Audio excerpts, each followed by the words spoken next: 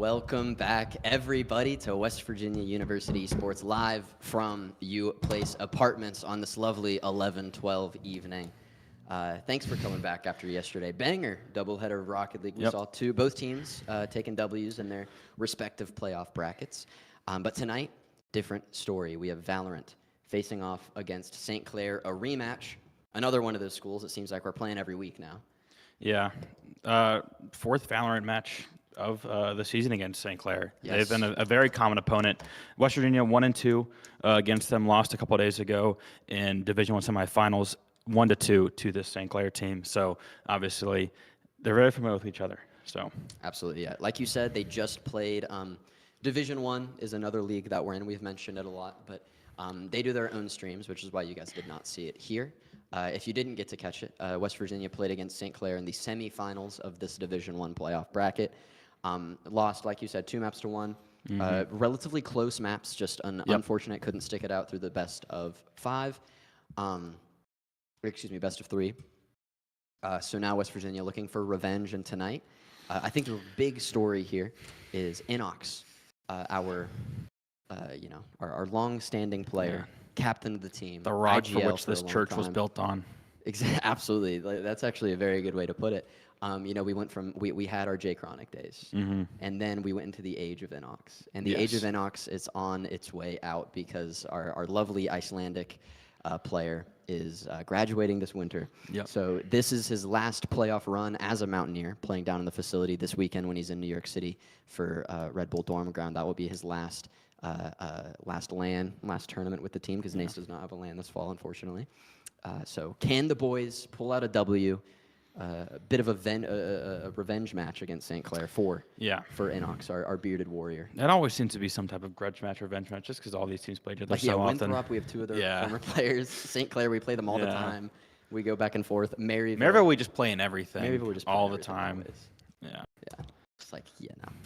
Akron even a little bit. I was talking to my supervisor, our lovely marketing strategist, Michael Carvelli. I was talking to him earlier today, and he said every time I look at, no matter what the esport is, any esport, when I look at the rankings, the top 4 are Winthrop, Maryville, WVU, and St. Clair in everything. But now, like in Rocket League, you can slip Oklahoma Christian in there. You can slip in, Akron, Ball State, Northwood. We're representing the entire Fisher Power Conference world. We are. Well, now Baylor is in Rocket League. Yes. But they aren't quite WVU. If anybody was here watching last night, another Texas team. Got 100 of them. But regardless, very, very important match tonight. A lot riding on it. Of course, like we said, NACE's last playoff run. Along with that, I honestly think tonight's going to be a vibe check. Does that make sense? Yeah. Tonight's a big vibe check. You got to get past St. Clair to continue on to play most likely Winthrop and Maryville in that order. So a gauntlet this playoff will be. So tonight's that vibe check. If you can get past rank, number 1 St. Clair? Rank 2 St. Clair? The 5 seed. 5 seed St. Clair. Rocket League, they're number 1. Yes. Sorry. Valorant, if you can get through 5 seed St. Clair, who has a winning record against you this year, then, all that does is put your vibes way up here when you see Winthrop the week after, which sounds crazy, Valorant Challengers. Just absolutely no time to rest. There's not. Absolutely not, because as you said, St. Clair and then Winthrop, and then it's going to be Cumberland or Maryville. Maryville still has to get through Stony Brook, who has shown to be a pretty good team this season, both in NACE and Division I. So, I mean, it's a loaded bracket. We knew that going in, so there's, it's just an absolute gauntlet. Tweets, Stony Brook did upset Winthrop in Division I playoffs. However, it was Winthrop's academy team, as their main team was in Brazil for their tournament, and then when they came back, they just let the academy team play out the rest of Division I. I don't think they got a win in Division I because they played like St. Clair, us, and then Stony Brook in the 3 teams or the 3 matches with that roster. So 3 good teams to have to play against when you didn't play all season. So no shot to Maryville there at all. Assuming that their main roster is back for NACE, that's going to be a tough matchup for anybody in the world, really. And I guess very relevant, Maryville just played Stony Brook in Division I and won 2-0. Yes. So a playoff rematch in NACE and in Division I, similar to what we're having right now. Absolutely. Yeah. And another school there in that bracket that you cannot turn a blind eye is Cumberland. I think you mentioned. Yeah. Cumberland, one of those teams. Last semester I think they were like the 6th seed, maybe 5th. They were in that kind of range. This semester in NACE at least, they're not in Division 1, but in NACE just came out swinging. They finished the 3 seed. They finished the 3 seed last week of the regular season was Western versus Cumberland. For that 3 seed, Cumberland came out 2-1. They just knocked off Kennesaw State Gold, which shout out Kennesaw State. Upset the 22 seed, upsetting the 11 seed, and then upsetting the number 6 seed. You'll never guess it's the Texas team. Which this is one? Texas at Dallas, Texas not North at Texas, Dallas, not North Texas, Texas at Dallas. But yeah, Kennesaw State, which is a good team, the 6th seed for a reason. Yeah, made a little bit of a Cinderella run. Unfortunately, they did run into Cumberland, who won off a forfeit. So that's really disappointing from Kennesaw State to get all the way there and then not to forfeit. If anybody's been tapped into collegiate esports Twitter, the topic of forfeits has been everywhere. We talked about it yesterday. It's so forfeits and reschedules and all that stuff. It's just everywhere. It's kind of an epidemic. But either way, looking at this match, like we said, very important match. A lot that goes into it, and Will and I have a few keys to success that we want to talk about. Yep, we do. So first off, my keys to success tonight for the boys downstairs, the Mountaineer Valorant team. Number 1, above all, you need to keep mentals in check. We need to get active, and we need to win some pistol rounds. William. Yeah, I kept all of my keys to success very vague, kind of on purpose. The top one I have, don't lose the unlosable. That's going to kind of go into one of your keys later on, but it's those 3v1 rounds. It's those rounds after winning pistol. It's those rifle rounds versus sheriffs and shotguns. These are the rounds that you cannot afford to give up in a moment like this. They should be unlosable, so don't lose them. It's that simple. And I understand that over the course of a season, you're not going to win all these rounds. But over the course of one match, over the course of this match, you very much may have to, because losing one of these rounds, we just saw it against the same team in Division I playoffs. To completely shift the tide of that pivotal map 3 was they lost a round after winning pistol. And all of a sudden, St. Clair's won in, and now they're in the grand finals of Division I. So they're so crucial. You can't lose them, so don't. Absolutely. And, keep mentals in check kind of goes pretty hand in hand with that, I think.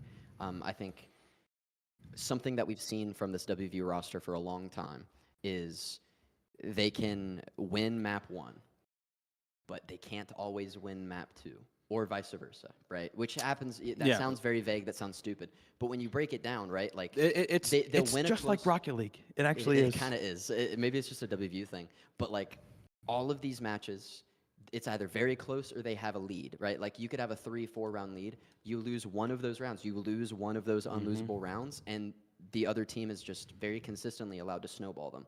They never stop the bleeding. It's once the bleeding starts, they're gushing and gushing until they can maybe, possibly get an overtime and then come back from that. But you got to keep those mentals in check. Going into the first map pistol round, you need to be dialed. You need to be mental. If you wide swing and get one tapped, no banging on the desk. You got to be in there. You got to be tight as a team, and the comms have to be there, no tilts, and I think that's going to increase a lot of their percentage for success. Don't tell. You can lie to yourself if you have to. Anytime you miss a shot, that would have hit on lie land. to myself That every would have day. hit on land. It would have.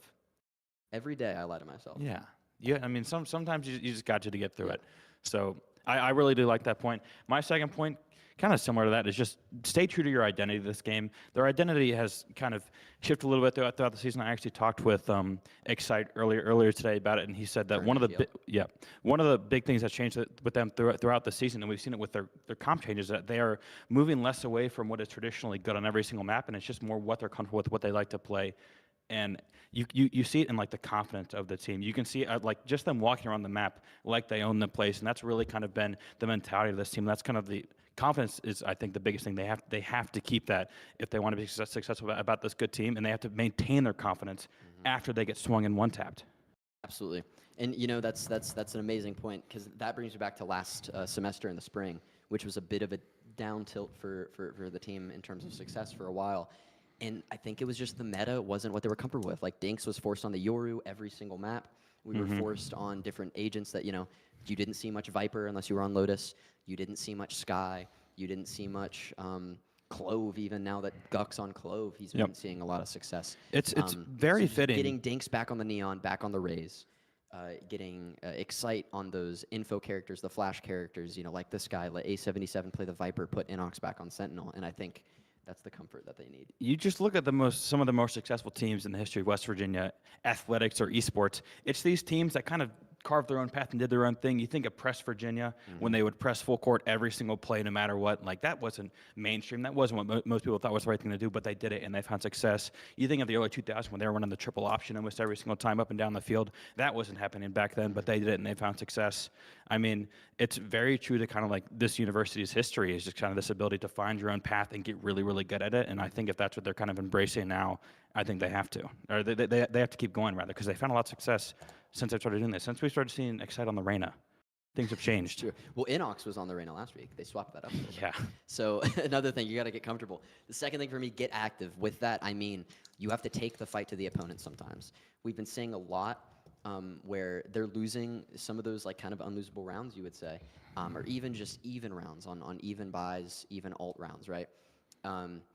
West Virginia can kind of, they let it develop too much. Like the defaults, transitioning from the default into like an active hit on a site has been a little bit too slow. And on retakes especially, like I would love to see some advanced analytics on their retake win percentage, because it's probably not very high. And that's because I don't want to say they're playing afraid, but almost careful to a fault, right? Like last semester, this was a very big deal, and something we saw a little bit earlier on the semester, where the rounds they would lose, Dinks gets in, gets 2, dies on site, and you look at the minimap and the rest of his team is still kind of defaulting, right? So like, and also Dinks, we're seeing some vintage Dinks we're talking about the past couple weeks. No, we have. 300 ACS despite the loss on Monday, averaging like a 270, 280 ACS over the past like 5 or 6 games that they played. Which would lead Division 1. If Dinks is going to be active, right? Stats, of course, don't really matter, right? Not everybody has to put up a 30 bomb, but actually, yeah, Dinks overtook Dinks ACS has overtook everybody in average combat score. In he jumped up from 5, I think. He wasn't even on the leaderboard last I checked a couple weeks ago. Guck was number 1. He's gone all the way to number 1. Guck has fallen off a little bit. If Dinks is able to shoot like if Dinks I is didn't able, do that on purpose. If Dinks is able to shoot like he has been, and if Dinks is able to get first blood the way that he has been, and either get a kill or trade himself or whatever, the rest of the team has got to get active. Take the space that the defense gives you. And he's been opping a lot more. He has. We've seen a lot more ops. These past few weeks, I really like that as an op crutch. It's very potent. And I expect like his first pick rate with the op has been absolutely incredible. Some maps, it's like every other round, the first kill of any round is going to go to Dinks with that operator. So, I mean, he's been playing really good. He's going to have to kind of continue this. We just saw him play excellent against a St. Clair team and still lose. So obviously, it is going to have to be much more of a team effort than we just saw. But obviously, kind of, you know, we talked about riding the hot hand with Guck early in the season. Now that has shifted over to Dinks, and they're going to expect a lot from him. They're going to need a lot from today. Yep. And I think I like I think your third point is cryptic, and I like that. So I'm going to hit mine first. Win some pistols, man. What is our I've win got rate on all the pistol stats rounds? for you. Yeah, like we're looking at this, like the pistol rounds. Where's the pistol round So stats here? pistol rounds, regular season. Oh, over here. We might have been hating a little bit because NACE regular season, Yes. 57% win rate on pistols is not bad. Playoffs, 25%. Yeah, we're winning a quarter of our pistol rounds in playoffs through Division 1 and NACE. So like, it's not easy to win a game when you're starting every game down 0-2 and every half down 0-2. Win some pistols, counter strat the other team. You know, I was talking to A77 a few weeks ago, and he said actually the day that we 0-2'd St. Clair a couple weeks ago, he told me they felt they counter stratted. They counter stratted on the pistol round. Then they won anti-eco. They were up 2-0 and they were way more comfortable, right? So do something goofy. Like counter strat. Not everything has to be by the books, you know, straight off of the Fnatic film book. Like, do something weird. Let it get scrappy, because when it gets scrappy, Guck and Dinks will win those duels. Excite will win those duels. Inox and A77 with pistols in their hands can win those duels. Yeah, well, so do something weird, win some pistols, and start the game up 1-0 and not down 0-1. I know. Well, pistol round, especially against St. Clair, has been on, you know, polar end of the spectrum, because you talked about it in that match where they 2-0 St. Clair, they won all 4 pistol rounds. They went 4 for 4. In the Division 1 playoffs and Division 1 regular season, the other times they played St. Clair, they went 2 for 10 in pistol rounds, which is abysmal. I even when I was in here getting some work done at the desk on Monday during the Division 1 match, and I think I heard Guck say like, "Can we win a pistol round?" or like, "When are we going to win a pistol round?" And so like they understand. It's a sentiment shared. Like I'm not making this up, but yeah, win some pistols. Well, you know, the stats don't lie. The stats don't lie. Now yours. Let's get into. So my last point, you might be wondering, what does that even mean? we just need one. So let's going back to my first point. I talked about those unlosable rounds. How you have to always make sure that you win those anti-ecos, the thrifties, rifles versus pistols. When you're up 3-1, the 3v1 post-punt, something like that. All I'm saying now is just flip it, and they need to find one. Across the entire match, they need to find one where it's a 1v3 and it's just Inox all alone and he finds it. Where, they have to go for the full save. They have Sheriffs and Buckies and they get 2 headshots right off the rip. They just need one of those rounds. If you can lock down and not, kind of lose those unlosable rounds like I talked about, and you can just find one on the other side of that, that may very well be enough to carry you through and win this match. I'm not saying they have to get one to win, but it would do such a good job of kind of getting them over that hump. And obviously it does go hand in hand with, not losing those rounds too, which is definitely more important, but if they can just get the one. They just need one. They just need one. Inox ace down mid on Lotus. Yeah. They need one thrifty, one clutch, something like that. That kind of reminds me to the sentiment that some of the VCT casters said about like Fnatic and Champs, although they ended up losing that series. But when they were down, I think 2 maps to 0, maybe it was 1-1, whatever. It was that big comeback. They were down 11-1 and came back and sent it to overtime and won. 15-13, I think. When they were down 11-1, they scrapped, pistol round, anti-eco, bonus. So, they cut it down a little bit. And then when it was like 11-4, 11-5, I think it was I don't think it was Boaster. It was somebody in a clutch scenario. And they got away with like either a double or a triple kill that they probably shouldn't have had. Yep. And that rose the spirits. They came back, and they came back from down 11-1 to send it to another map against NRG. Of course, that series did not pan out as well. And a Spark really, people think, when people look at esports, they don't think that like spark plugs exist, right? Think about like Oklahoma, like the OKC Thunder, or like when Alex Caruso was on the Lakers. When you need that spark, you put in Caruso, let him get some spark off the bench. Russ. In esports, Russell Westbrook. He put in Russ. When the Denver Nuggets put in Russ for that spark. He's on the Kings now. He is on the Kings now, but I'm thinking back in the day. But esports, you can have a spark that can lift the vibe of the team, bring the energy back up.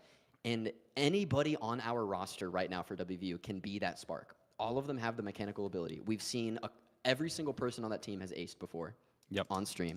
Every single one of those players can top frag at any given time. They're all shooters. It just takes one good spark. I agree with you. And I'm gonna reiterate this point that I made earlier because it just happened. Playoffs against St. Clair 2 days ago. It's map 3. First half, down 7-5. Mountaineers win pistol coming out of second half. It's 7-6. If they can win that anti-eco, it's 7-7. Who knows what happens? And they lost it. They lost that unlosable, and at the same time, St. Clair got their one, and then they rolled, and all of a sudden now they're in grand finals. So it is so extremely relevant. We literally just saw it happen. It just happened 2 days ago. So and that's kind of what I said before. All of this is you gotta you gotta stop the bleeding sometimes. And that is it mental? Is it the strat book? We don't know. We're not the all-seeing eye up here. I'm not in their scrims. I'm not in their VOD reviews, right? But just from watching, from casting them, right? When they lose one of those rounds, it seems like something shifts, and the other team is just allowed to climb that mountain and do whatever they want, right? So I think those are our keys for success for the Mountaineers tonight to keep Inox's career alive in this NACE playoffs. Gotta do it. Gotta do it for Theo. Gotta do it for Theo. Gotta do it. I miss Theo so much, man. Yep. He's been here. He was signed the semester I got hired. Wow. So he's and you're an ancient. Dude, I'm 22 years old. I've been here for 3 years. Okay, whatever. You think I'm ancient? I'm younger than every player we have except for Dinks and Matt. And the rest of them. And Strike. Also, anyway. It's kind of tied to one of the points I made earlier, but I went through and I looked at their anti-eco stats. I looked at pretty much their, if they won the pistol, did they convert it on that second round? 82% in the regular season. It's not bad, but it's not great. In the playoffs, they're 100%, but they've only won 2 pistol rounds in all the playoffs. So that's kind of inflated. And then against St. Clair this season, across all matchups, 66%. And I want to see the map win percentage for those 2 pistol rounds that they won. That's what I want to see. Because if I'm thinking back, against St. Clair, I think it was the last time they won a game against, I think it was Winthrop, maybe. They were playing Winthrop. They hadn't won a pistol round all year. They lost map 1. They lost both pistols. Map 2, they come out. They win the first pistol round. They're up, I think, 7-5 at half. They win the second pistol round. They win 13-8. you know. Yep. So it's the little things to keep the mental in track. The two pistol rounds they won against St. Clair in Division 1, they both lost those maps. But obviously, they only won one of the two This pistol isn't rounds. like pistol round isn't like an indicator No, for victory by any means. It is not, but But only it's when it's this- 20% of them. When it's such a stark number, it can be, you know? Yeah. But no, I also think, you know, when you're getting down to comps, right? We talked a little bit about comfort. When we're looking at this team, Dinks has been back on the Neon, obviously more comfortable. He's been playing much better. On Bind, when he gets to play the Rays, obviously much more comfortable. He was on Waylay. I think, yeah, he did. We did see Pearl on Monday for the first time, and that was a tidbit I learned on Corrode and Pearl. Dinks was going to play the Waylay. So the Waylay we haven't seen on stream yet, but an option there in the toolbook. But yeah, he's scrolling through his the tracker right now. Yeah, it's all Rays. It's all Rays and yeah. Neon. We used to be a Jet player on Haven. We've moved away. We're back on. We are back on Neon on Haven. In the current meta, stuns are just so useful. Yep. There's not really a reason to play Jet. Like, smokes just aren't as valuable as the slide and stun from the Neon or the nade and the satchels from Rays. So those characters are just much more valuable. Also, Guck on the Clove, I think, was a very, very good change. I don't think we've seen the Clove the past couple weeks, but the big run they went where they won, they were like 5-0 through like 2 or 3 weeks of Division 1 and NACE play. And it was when Guck was playing that Clove. And, you know, Guck's obviously a shooter. He's a very aggressive player. So on the Clove, he can do that. He can be aggressive. He can use the ability to what's it called? I forget her little basketball ability. Their little basketball ability. No, the thing. Yeah, they like that dribble one. it and then yeah. But like Guck can use that, take fights early, and if he dies, still has a smoke to use. Yep. Still has a couple smokes in the pocket to use while dead, which I think was a big thing. When Guck went down first and they have to play without smokes, a lot kind of fell apart, right? Same where if Dinks goes down first without a pick, everything kind of falls apart. Yep. So like, you know, that's kind of what I was saying earlier, where like that's where counter shredding comes in. That's where doing something a little bit off kilter, do something goofy, catch them all, you know, because these teams that are so high level, like Winthrop, St. Clair, you know, they're very similar to pro teams in a sense of they know the perfect thing to do and they're probably going to do something close to that. Yeah. Right. So like if you can kind of be like that, you know, LaMelo Ball kind of vibe, where like you're kind of like Pick a better example. that's a really good example. LaMelo Ball is kind of like playing. Yeah, like but he's at he the doesn't Y. win basketball games. We're in the business of winning. He is not. But I do If think you got him a big man, he'd back win. to what I talked to Excited about, how they kind of are moving towards, you know, the comps are comfortable, not the comps that are like, you know, traditionally good.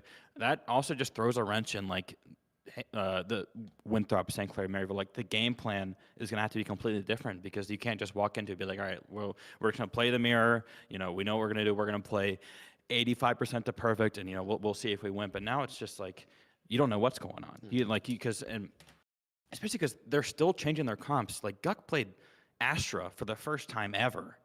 It is 2 Pearl. days ago. That makes sense. It was on Pearl. Yeah, but like that comp. it's just a whole new wrench that got thrown into things that you hardly ever see. St. Clair I also did play Astra, to be fair, because, you know, as you said, it was on Pearl. But just, you know, the constant change in these comps and, you know, just kind of like, yeah, it's not like I don't know what the phrase is, but it's not random. Obviously, it's not just random. It's what they're comfortable on, but it's not, you know, just like the, you know, meta robot. So Yeah. it is going to add another degree of preparation that the other teams are going to have to take into account that maybe the Mountaineers don't have to. Absolutely. And, you know, we're not saying to just like rip the ISO, you know? No, that wouldn't Don't work. just insta-lock ISO. That probably won't work. no. The last time we insta-locked ISO Bad did idea. not go very On well. Icebox all those years ago, and we just I remember. I'll never forget that. That's we like, actually haven't forgotten it. that was Maryville, man. We were playing Maryville. I remember they let Icebox get through pick bans, and they weren't expecting it to be picked, and they're like, we don't know what to play on Icebox, and Dinks was like, I'll just play ISO. They're like, sure, and he played ISO. They got, I think, like 13-3'd or something. Rough day. But we're in the business, like you said, I like that. We're in the business of winning now. Or will we be, Unlike LaMelo Ball. will we be in the business of winning, or will we be in the business of misery? We will take that back I want to see after more. this break, because it looks like we're past time, so the lobby is probably a little bit late, so we're going to send to a quick, like 30-second ad break or so. Get back when we are in lobby ready to go. If you don't want to catch the ad, hit us with a Twitch sub, a Prime sub, whatever you can afford, so you can support us so we can keep creating content so you can enjoy WVU Esports as much as we do. We'll catch you back on the other side of this break. This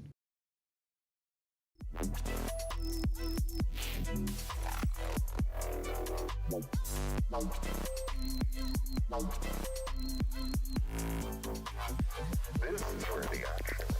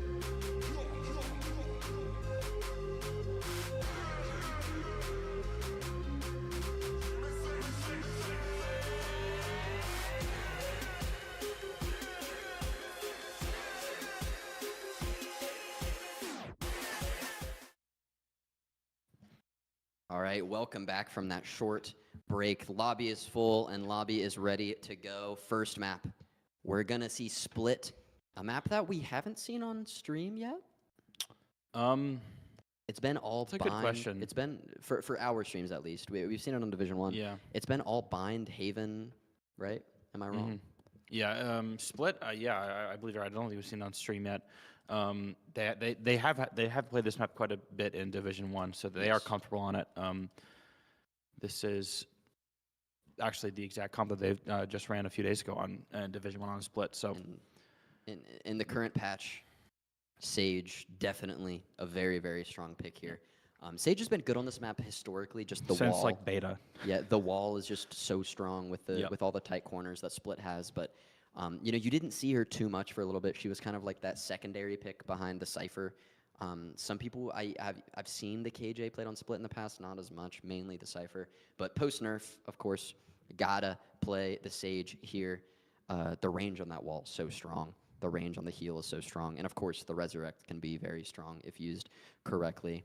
And now everything else, pretty much, this is pretty much copy and paste our bind comp, except Gux on the Omen rather than Brim, and A77 is on the Sage. And there's also no Reyna, so maybe I just made that up and it's not even close. Yeah, it's really not. But mirror comps here, except the Clove versus the Omen. Personally, I like the Omen here. I think the utility is a little bit better. But I think Gux, or rather, I think the Clove still pretty strong. Yeah. Both obviously super viable. Guck can really kind of take his pick. I'm sure that this is just kind of one of those comfort picks that we talked about.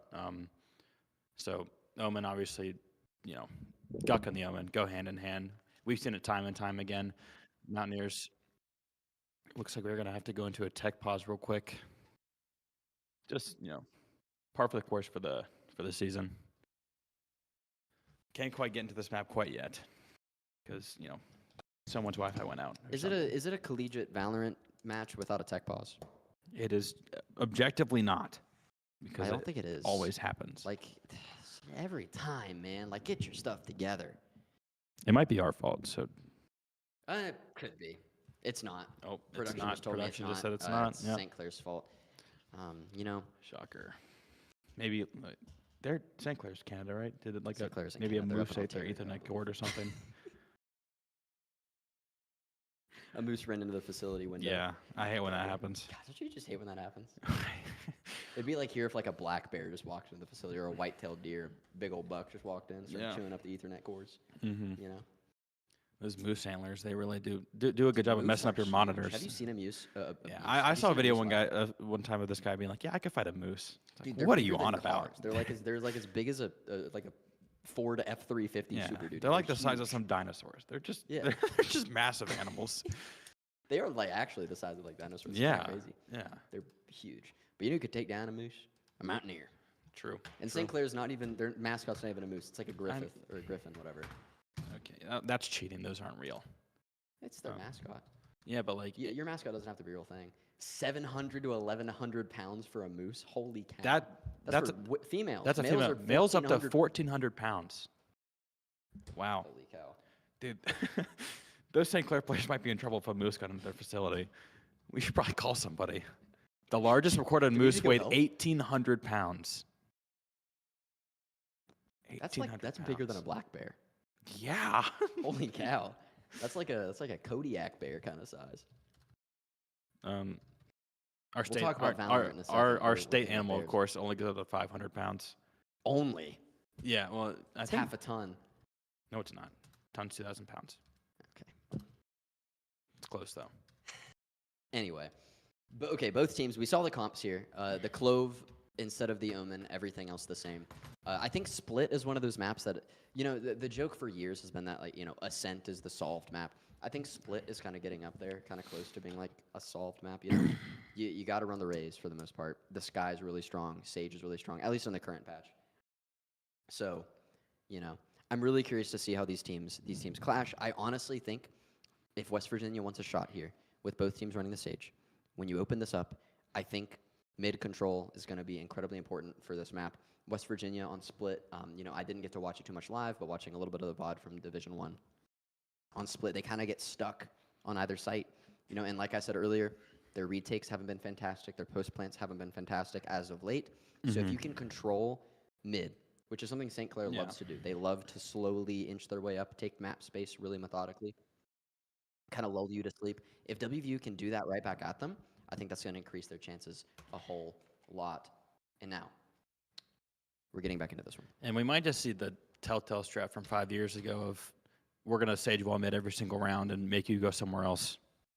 We very much see that. Looks like St. Clair's kind of defaulting here to start off. A couple players all over the map.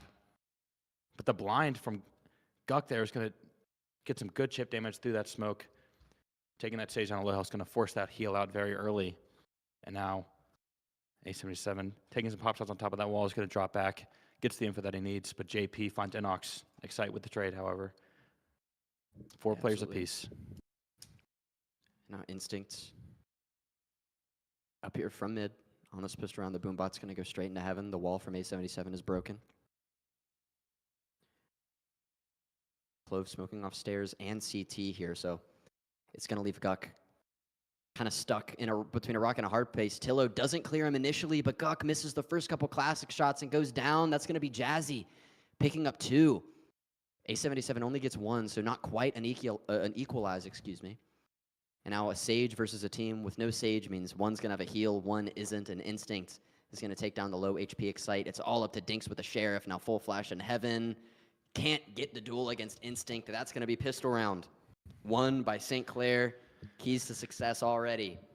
Taking a hit there. Who's shocked? Who is shocked? Pistol round hasn't gone the way of the Mountaineers in this matchup at all this season. It is going to continue. Now we are going to see this first anti-eco from St. Clair. They have been similar to Winthrop, similar to Variable. They have been so good on anti-eco round. You very rarely ever see them drop these because that is just kind of, one of the hallmarks of a great team that we've talked about this season is just, always, winning those rounds that they always should win. We are going to see the Outlaw here from Instinct. Yeah, absolutely. Instinct's relatively similar player to Dinks. Very, very good mechanically with those scoped weapons. So really interested to see how this one goes. The attack Outlaw, though, on split is a little bit of an interesting decision. Maybe looking to catch someone long here, rotating back through screens. It's going to be Excite all alone on A. And no real rotate from the Mountaineers. It looks like they're going to go for a full flank. The Death Ball Eco flank down through sewers. And as Guck reaches Zip, it looks like it was sniffed out by Tillo, and it was finding Guck early, but is Tillo going to expect the rest of the squad coming up? Zip, he won't. Inox finding that opener with a quick right click of that classic. Back to A77, not flashed, not cleared. They look the wrong way, coming through the smoke, but he doesn't have the aim in time. The 180 from 3 St. Clair players takes out Excite, and now Inox has an upgraded weapon, but swinging with no shield into an Outlaw, that's going to be a death sentence. And once again, 3v1 in favor of St. Clair. This anti-eco looking pretty clean.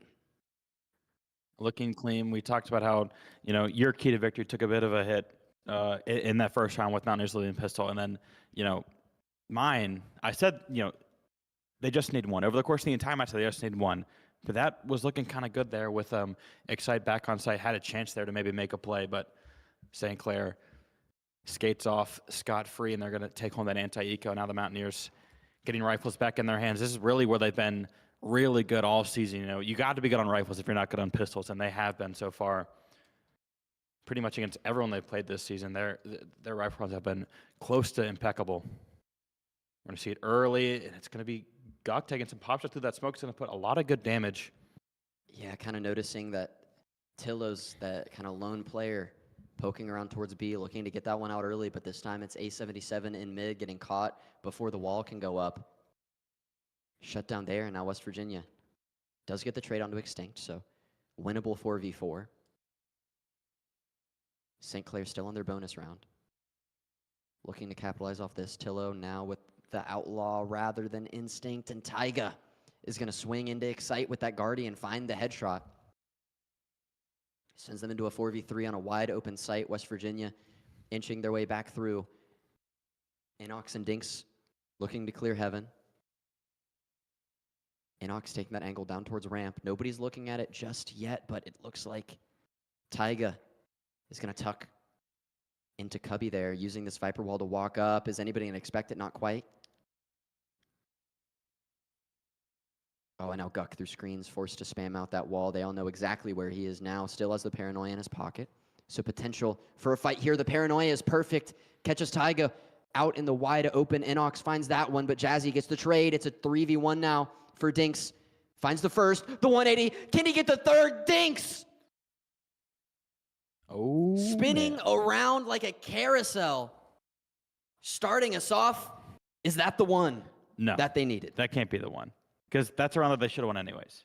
And Dinks really came through there because that's that's almost one of those unlosable rounds with St. Clair still on that bonus. The Mountaineers gonna have to shake Dinks' hand after that one, pulling him out of the fire there to get the Mountaineers on the board. It's going to be a bit of an awkward bye though. We are going to see the judge, 2 judges maybe. I think we all know what Guck's going to try and do here. Put that smoke down on B main, sit in it with the judge. The timeless classic there from the Omen. And the attack op from Instinct coming out early here in round 4. And if you have the money, then why not? But Tillo also with the Outlaw. So double scoped weapons on attack. They're looking to fight mid early, and it's going to pay off. Instinct finding Inox. Tillo finding Guck. And just like that, I mean, the force buy from St. Clair, not really a force buy after losing a bonus, but still, the double scoped weapons coming in. I think Guck probably got shot through the smoke. I think so, but nonetheless, unfortunate after such a wicked clutch from Dinks to start off this 4th round, down 5-3. A77 going through spawn here, but St. Clair's just still taking their time, still not really looking to commit too heavily to any type of engagement here. Still players all over that map looking for these couple more kills. Tillo's going to find Dinks, and now it's a 5v2. A77 alone at A with Excite holding down mid for the time being. St. Clair, do they know that B is wide open right now?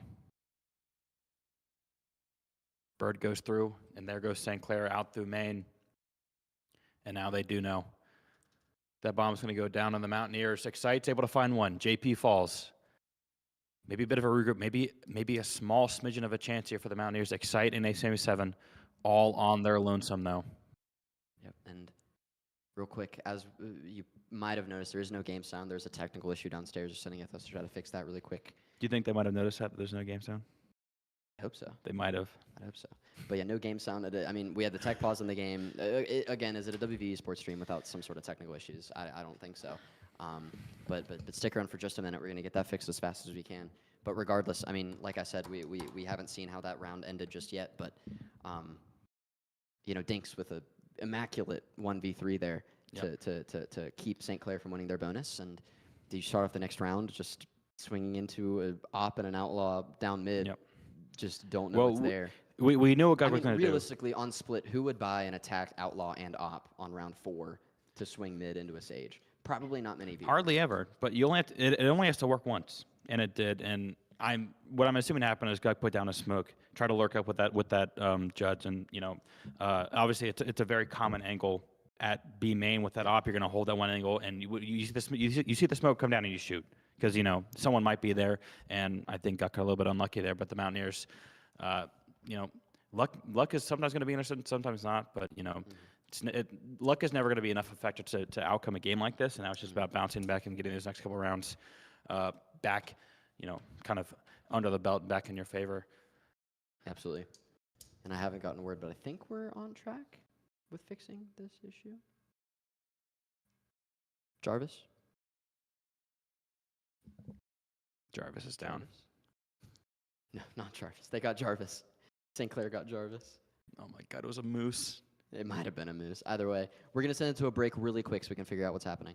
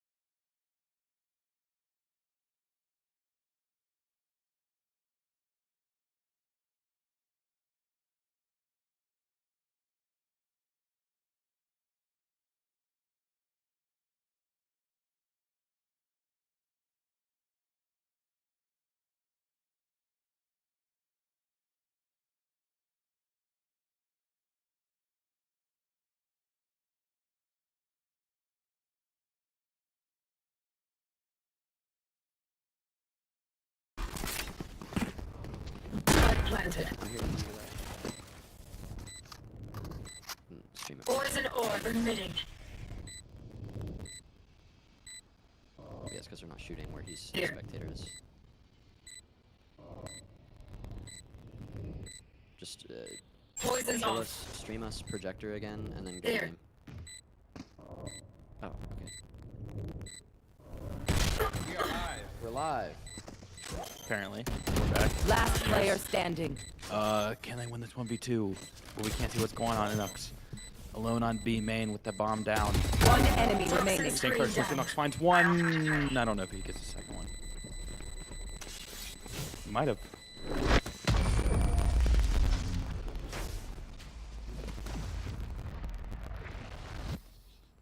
You're going to scatter from my stuff. Super did not. easy to pick off.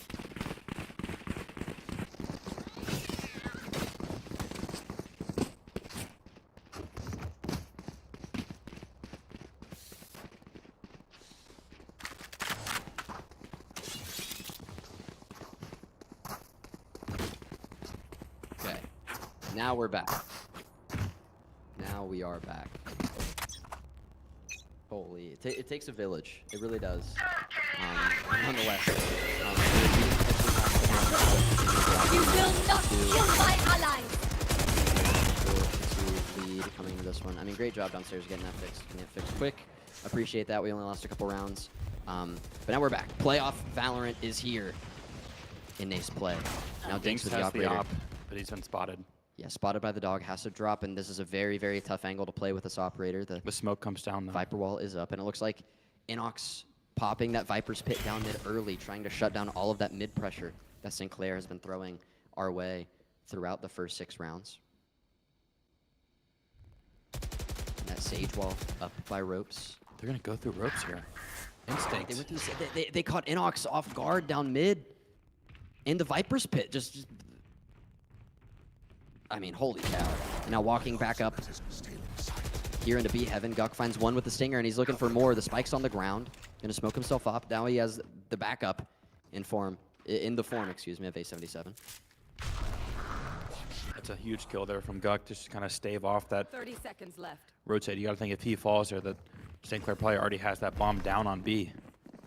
Looks like they're trying to go back to B anyways. Through spawn. Yeah, as Jazzy caught out Excite there on the rotate, now only 1 kill away from the Seekers. As Tillo's gonna swing and find A77 all alone. That's gonna be a wide 10 open B seconds site. left. The plant goes down with 10 seconds remaining in the round. Looks like they're just you gotta play to save this op. Guk upgrades the stinger to a phantom. Now West Virginia's just gonna put up the defenses, play over here towards attack. Excuse me, towards attacker spawn. Try to get some exits. Try to keep this operator for the next round. West Virginia's got to, like I said, they got to stop the bleeding. Got to get something going here. Yeah, and we saw him get aggressive at the beginning of this round with Dinks on that operator. Just kind of, the flash came through, the boom guy came through, Dinks can hit the shot. Then it kind of got awkward after that with St. Clair. Well, what they've been doing all game, taking it slow, just kind of methodically, as you said, pregame, going through this map, taking that space. I was able to find one there on that rotate. Dinks can't quite hit the op shot. He's going to re-peek this and risk it. No, he is not. The $5,000 gun stays in the hands of Dinks for now, and the Mountaineers. Swing that. Yeah, I would hope so as well. But now, Mountaineers now down 2-5 here on this defense. Where they're going to send the op now? Last time it was over towards. It was over towards B, A main. Sorry. Looks like maybe now it's going to be Dinks back in mid. Yeah, absolutely. You have the 3 sheriffs. You have the hero op, the hero phantom. And St. Clair is going to look to do their patented death ball towards A, it appears. Jazzy holding that spike, bringing up the rear. Again, 1 orb away from that Seeker ultimate. A77 with the early wall. Oh, this could be a rude awakening for They wall up A77. over A77s. What a call from St. Clair. Acknowledging the save from West Virginia, knowing they're probably sitting there, and now the wherewithal to try to jump in to ropes with a shorty. That time Taiga punished. But is this retake going to be enough with just a sheriff, an op, and a phantom? Looks like no, and West Virginia gonna have to save this op again. Yeah, I mean, just, what a play from St. Clair, seeing Yep. right through everything West Virginia wanted to do. That's like you see that in like Plat and Diamond Premier games. Like there's a Sage wall, let's just all stand here and wall over it. Well, that's been a couple of times because you also see in Platinum Diamond Premier games is buying an attack op and attack outlaw in round 3, but that worked for St. Clair too. You see kind of like just last round Instinct went all the way through A to lurk through ropes to get the kill on the Viper's pit at mid. Which, like, how often does that happen? A lot of kind of strange things have happened in this match so far, but St. Clair is taking advantage of it. Dinks has just kind of been stuck with this op for a couple rounds now. Can't really get too aggressive, obviously, because, you know, when you're down 2-3 players, you can't risk a $5,000 gun on that. So Yeah, the timeout's going to come through. Big timeout here from Churms. You know, I hate to say it, but I think we might have nailed it on the keys to success here. You know, Why? It was just looking like at 8 rounds. like everything that's going to go wrong. Like, well, do you mean that in the way that like everything that we Well, said we had to do, we're not lost doing? First pistol. Yep. We're calling a timeout here, down 2-6 to keep the mental straight. Mm-hmm. Dinks did win that one round, but it looks like that wasn't the one that we needed. Mm-hmm. And That we just tried to kind of do a play by the book, and St. Clair just walled up and, you know, ran over us. yeah. Or ran over the Mountaineers. So, you know, regardless, big timeout here. Got to right the ship. You still, you know, I guess, like you said, the bright side of this is you saved the op. You still saved a Phantom. Yep. And with the other 3 players just buying a Sheriff last round, you are able to afford some full buys here.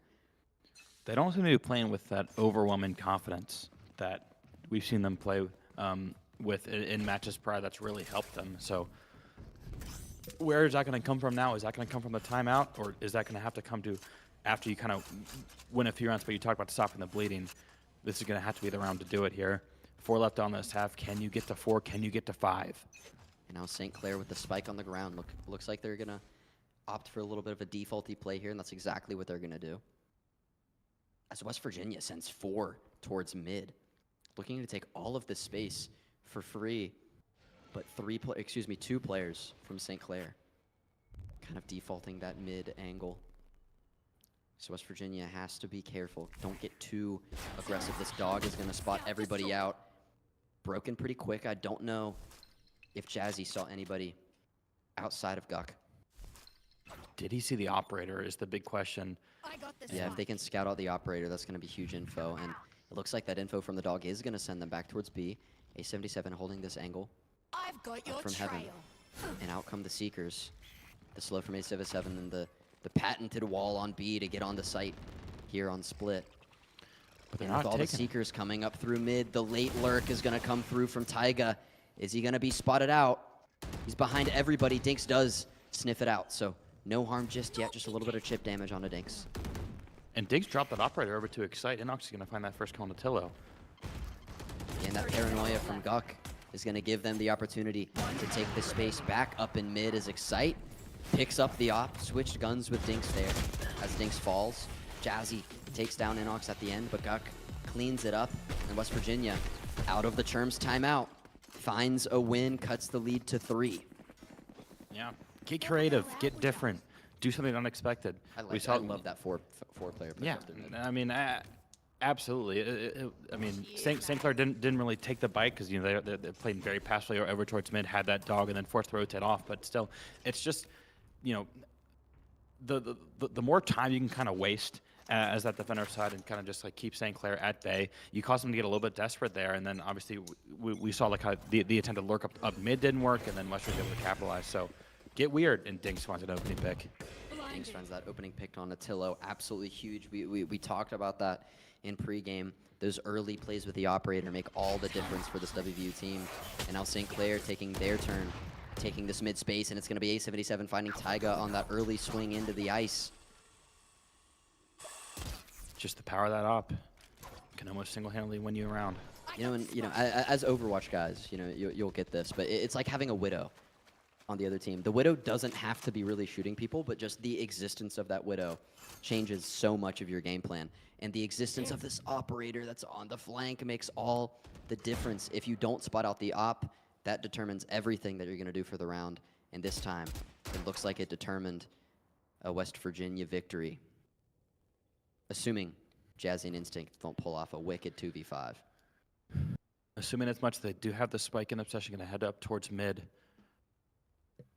I'm interested to see how aggressive they want to be. They do know that an op is in play, but it's so very likely that you're ever going to be able to get this op out of play just because of how many lives West Virginia has remaining. Are they just going to try and save this? But this might be a massive flank here from Enox. Yeah, Enox might catch Instinct here out on the box. Nobody's covering flank for these two players. And if they are just looking to save their guns, Enox isn't going to look up. He's not going to look. Gamers never look up. And Enox, the timing, just walks Wow, straight he past walks right two by him. free kills in mid. Wow. They're going to clear the rest of the map, and now it looks like somebody's going to walk in, and Guk goes down at the end. Is Excite going to get one? He does. Can he find the second? It is Dinks with that operator. So both players are at the end still cleaned up, but Enox could have done that way earlier. Unfortunate, but still, West Virginia cutting the lead now, just 2 rounds behind.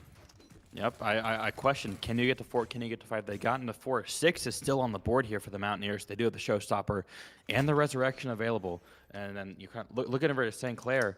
They're 2 ult orbs off of their own Showstopper, but other than that, not a ton going for them in the ult department. These ults are not guaranteed by the end of this half.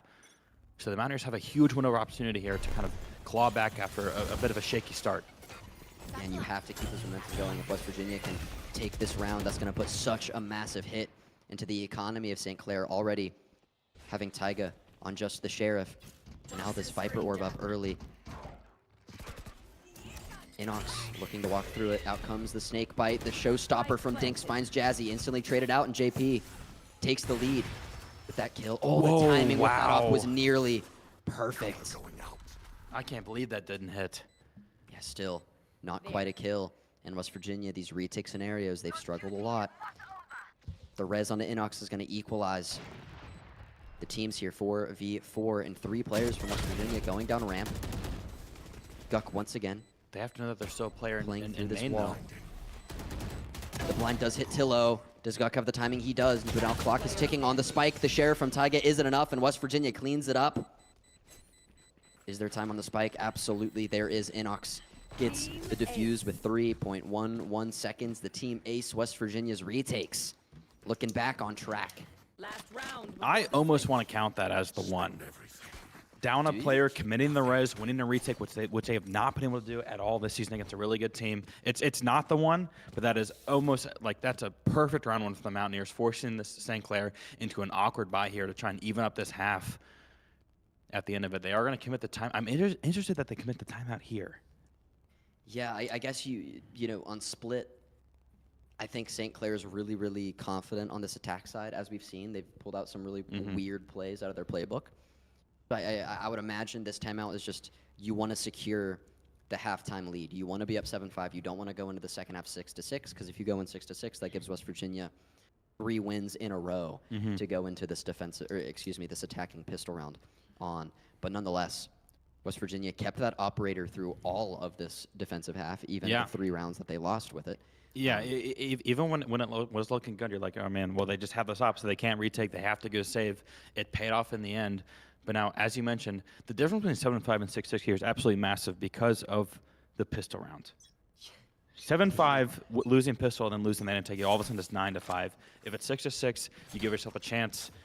But I mean, it really is telling that we almost have to auto count pistol rounds as a loss. But I mean, with the state of especially how this team's played in pistol rounds against St. Clair, you know, it's just not kind of been that common.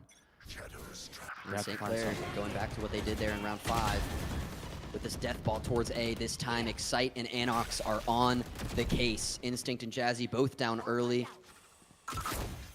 Now a couple players vulnerable. Here comes the Boombot, the Snake Bite already out. Wall's going to go back up, and St. Clair's going to take that chance to take this space towards ramp, finding Inox in the process. A77 not there for the heal yet. There it goes. The heal orb does go to Excite, but Taiga putting in work here, getting another kill to equalize this 3v3. Pops the ult, but Excite shuts it down. Back to a 3v2. Dinks has a judge with an op at his feet, and he's going to pick up the op and find Tillo. Wow. It's the weird stuff we need. Put the op on the ground by the judge, let them walk into you, and then pick it back up, and Guk is going to climb up through sewers like a ninja turtle, finding JP to end this half 6-6, exactly what the doctor ordered here for West Virginia, rattling off 4 in a row to end their defensive half. You know what would cap it off just so perfectly? A pistol A round pistol victory. round win. Can we win the pistol round? Instinct buying that Sheriff, Inox matching that with one of his own. But I mean, this has been like the most stereotypical West Virginia half of Valorant ever. You lose pistol, and then the rifle rounds are good, and then you get that op ending stance, and you can claw yourself all the way back. But you got to think, like, if they just stop putting themselves at that round disadvantage to start off almost every half, how good can this team be? Now they have a chance to show it. Absolutely.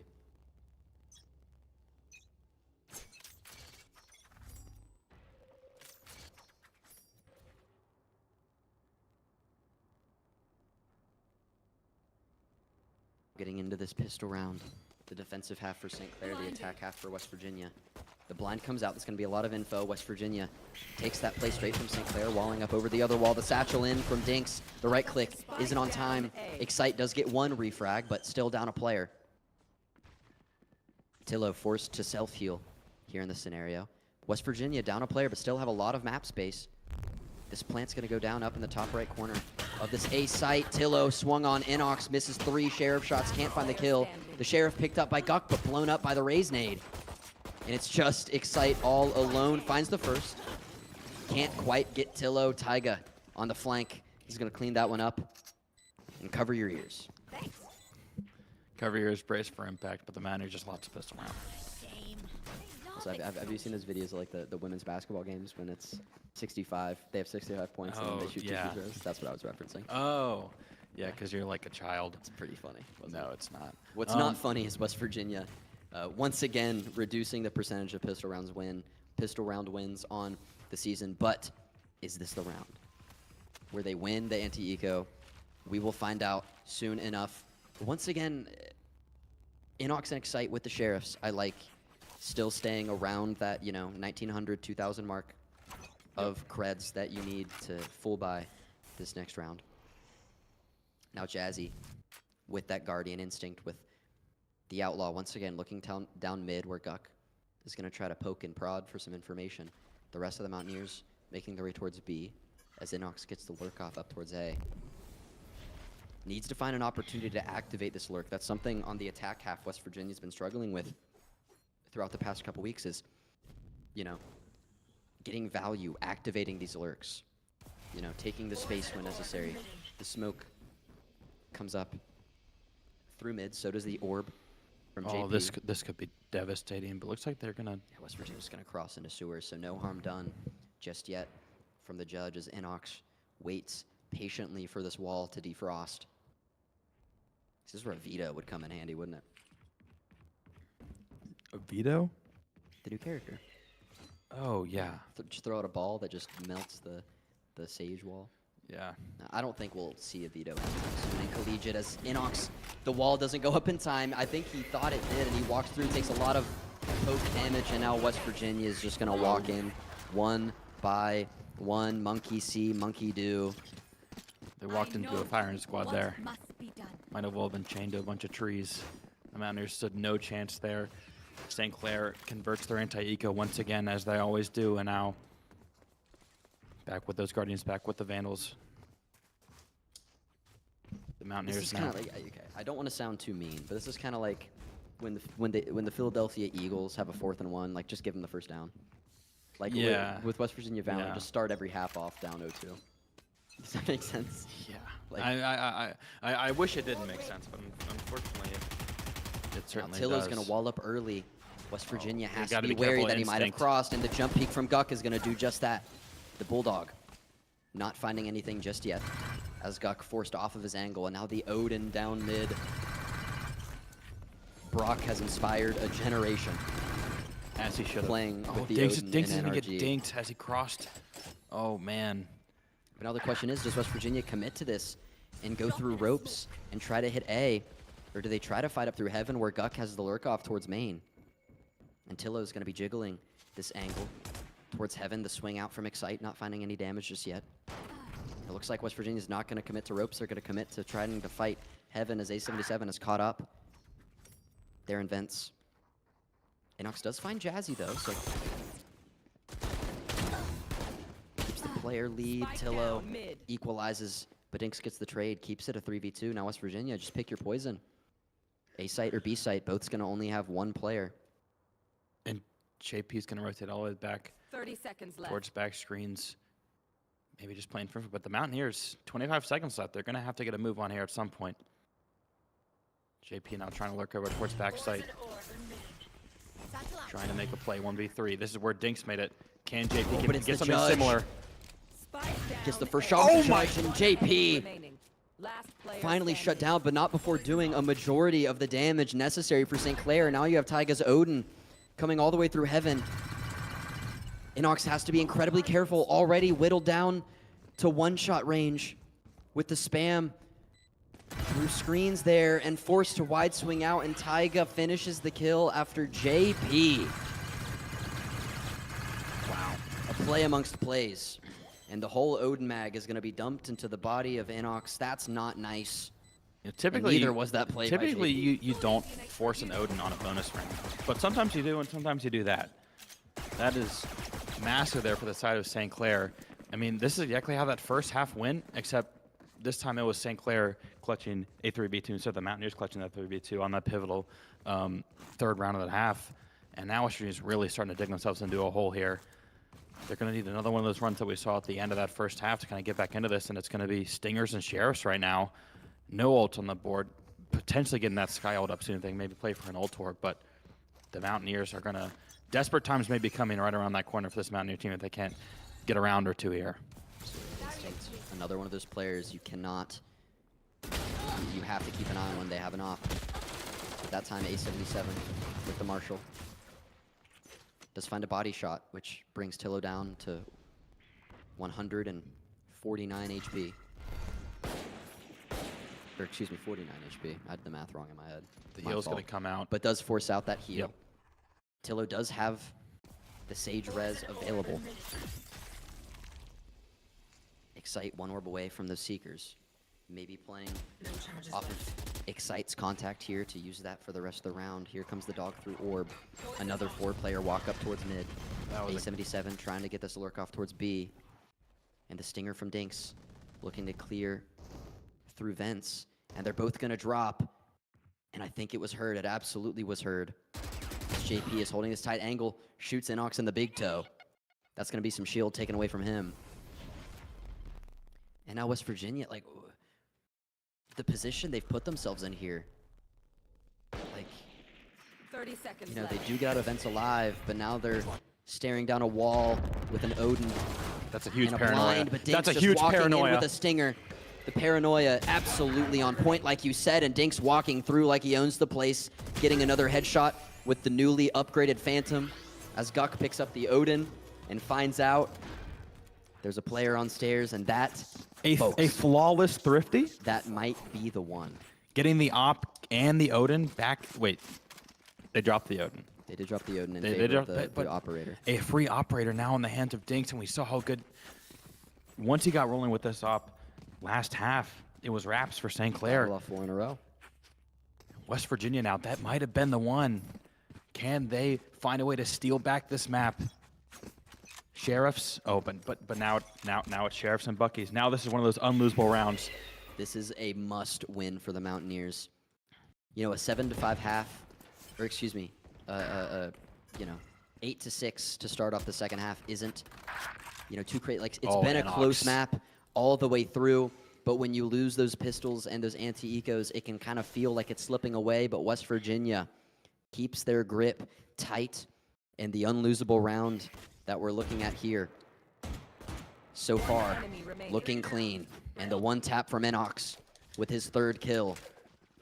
3 quick headshots from Inox over Looking there to towards A keep main. this one down to a 1-round game as Dinks' op cleans it up, and West Virginia is back in business back to back. And in the past 2 rounds, all 3 of my key points checked off. The Mountaineers Check, check, may be check. swinging this game back into their favor. They did not lose the unlosable. They did. That might have been the one. I'm thinking now that might have been the one to get a flawless Thrifty and stealing an operator out of the hands of St. Clair. That very well might have been it. But now you have to keep the mentals in check. And You you can't know, get too that, high. That can go, yes, you Can't get too high, can't get too low. You can't get too low. If you get too high, then you wide swing main here with an operator and get insta one tapped and you lose the round.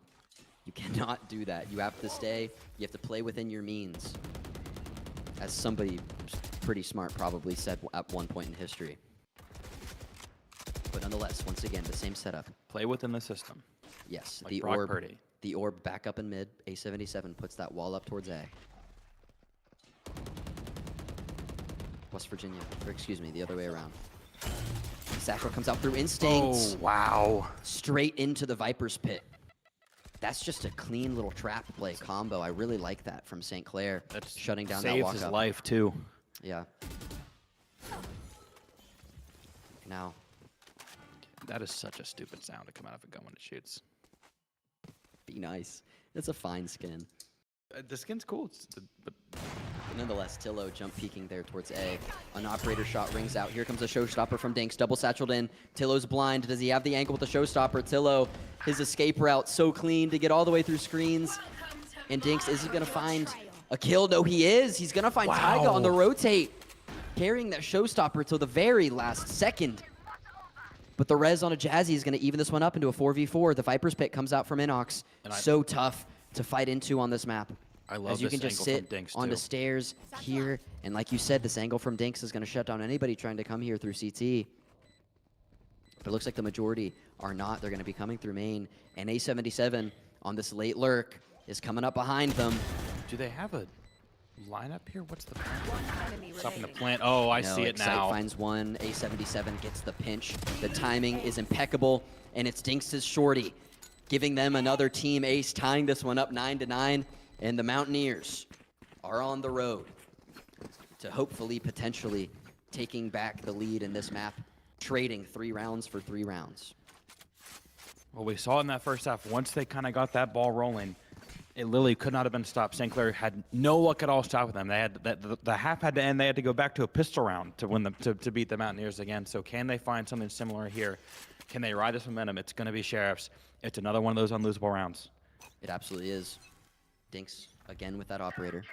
St. Clair, like you said, full slate of Sheriffs. JP with that stinger.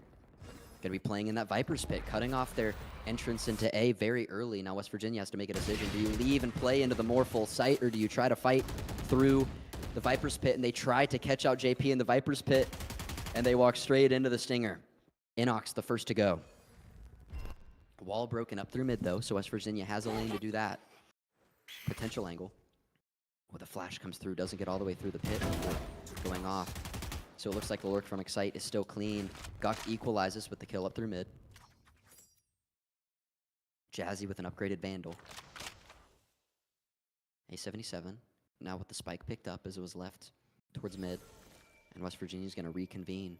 Try to play off Dinks' contact here with the operator, but another clove smoke comes down. Instinct is going to walk straight through it. Doesn't know where to look. No person's sensitivity is high enough to flick through that. Oh, Shut down, and wow. Dinks satchels in with a shorty shot. And is he going to swing this close angle with an operator in his hands? Looks like he is. He goes for the no-scope, and Jazzy shuts it down and gets a second.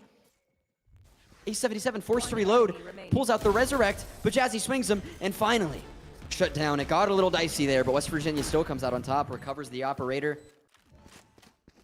A little bit too Jazzy close for forced to play comfort. some DDR. A little bit too close to comfort. But still surviving, still taking that off back out. Saving the res. A7 looked like he was going to rip that res out. This is huge, forcing another timeout, 10-9. Absolutely.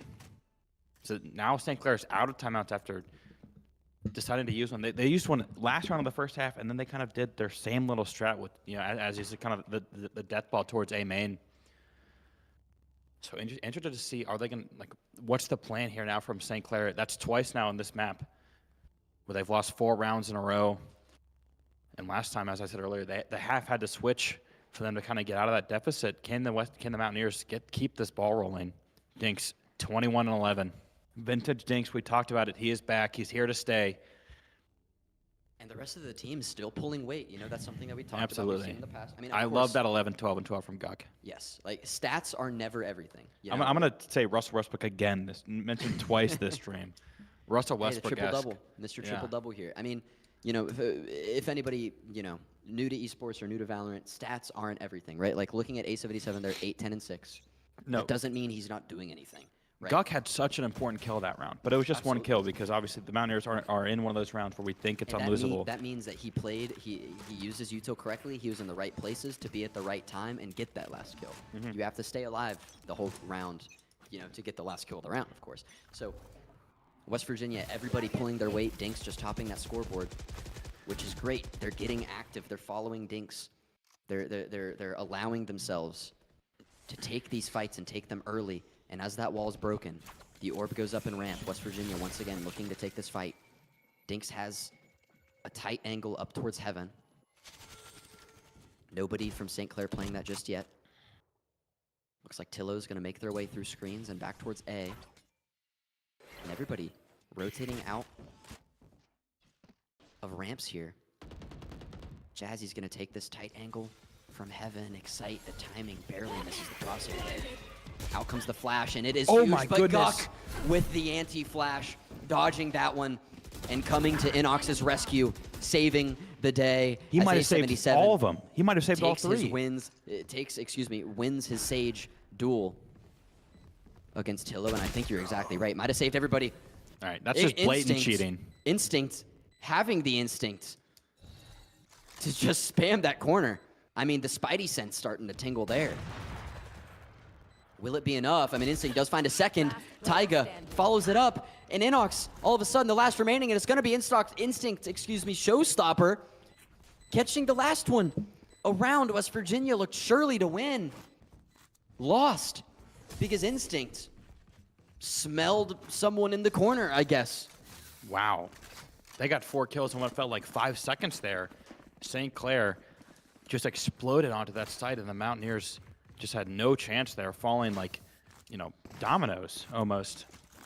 And I mean, after that kill from Guk, saving maybe 2 or maybe even 3 of his teammates, it looked like that was just going to kind of be the little push that they needed to win that round. But then, you know, as you see, he got sniffed out of that corner through that smoke, and now St. Clair is going to tie up this game once again. Dinks does have another op, though. I mean, I think, you know, Instinct has either watched like Check hours. his PC. Check his He's PC. either watched hours of VODs to know that Guk likes to play there, or it was just like an instinctive random spray, or like, I don't know. Maybe the little angel on his shoulder whispered in his ear, "Spam the corner, Instinct." Who knows what happened, but it obviously worked. And then of course the follow-up kill and the showstopper on Inox on backside. It's another example of, you know, kind of like sometimes luck goes your way, sometimes it doesn't. But Now it's we're not an tied. excuse. Now we're all tied up here, 10 all. The flash from Excite goes through vents. And St. Clair is going to retreat back to A-site ramps here. Nobody's watching heaven, so West Virginia might have the chance to walk up, but no, Taiga does look to take that angle. This time it's Dinks holding the kind of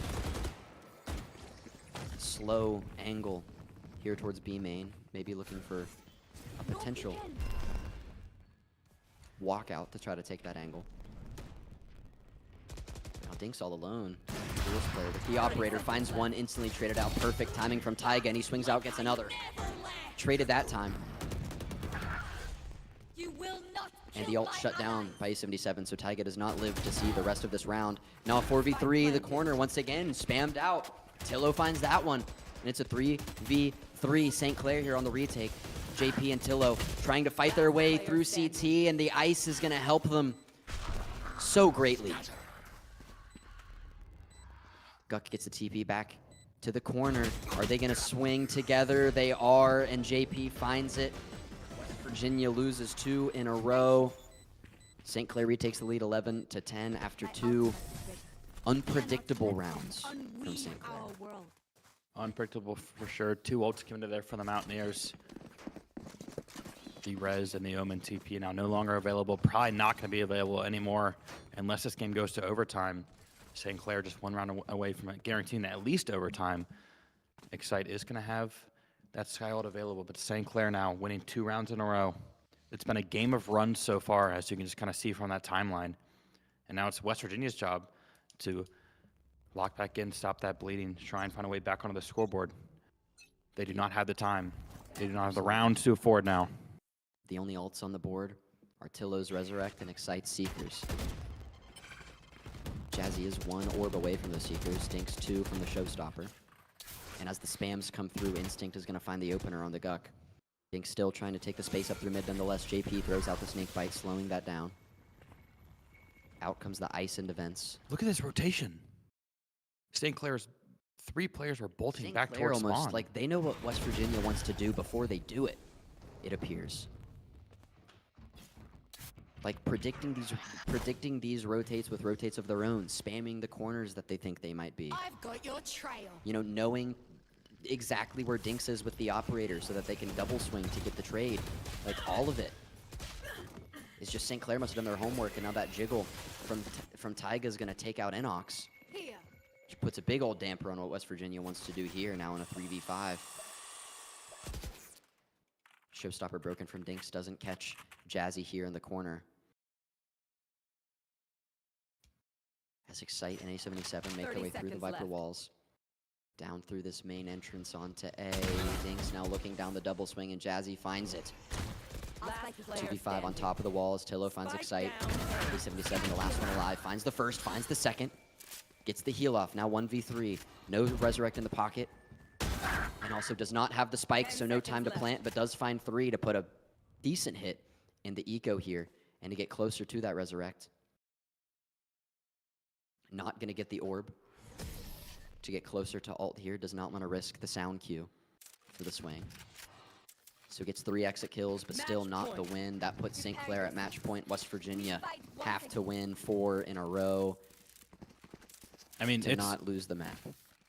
absolutely going to need these next 2 now. At the very least, going to need these next 2. But those are 3 kills, 7. As you said, taking some guns out of the hands of St. Clair, who doesn't have a ton of money. Obviously, are still going to be able to afford and you kind of recoup their losses. But if the Mountaineers are able to win this round, maybe looking at a bit of an awkward bye. But also, I think your more important point, 3 orbs closer to that res, such an impactful ultimate that now maybe is going to be able to get once again.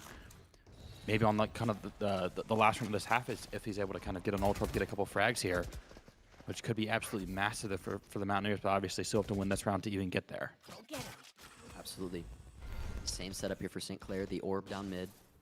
JP playing there through vents. Taiga holding that angle from heaven. Guck with the Guardian this time watching the walkout at B. 3 players from the Mountaineers walking all the way up through mid. They're going to inch their way up through the space while Inox tries to settle into Cubby towards A to get this lurk off. And St. Clair moving as a unit, all 3 moving towards ramps. Assuming somebody's going to be there, the lurk has been there for many of these rounds. They sniff it out. Is Jazzy going to take this fight, though, is the big question. No Seekers online. Tillo still has the Resurrect in their pocket. And it looks like Jazzy might opt to dog this. But no, just going to slow peek this as Inox still hitting the jiggle.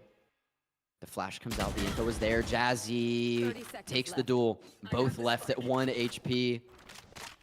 Holy, Jazzy's HP can't even be seen up on the top. Can either of them get to their stage? It doesn't really look like it. Both stages are on the other side of the map. I mean, look at where A77 is right now.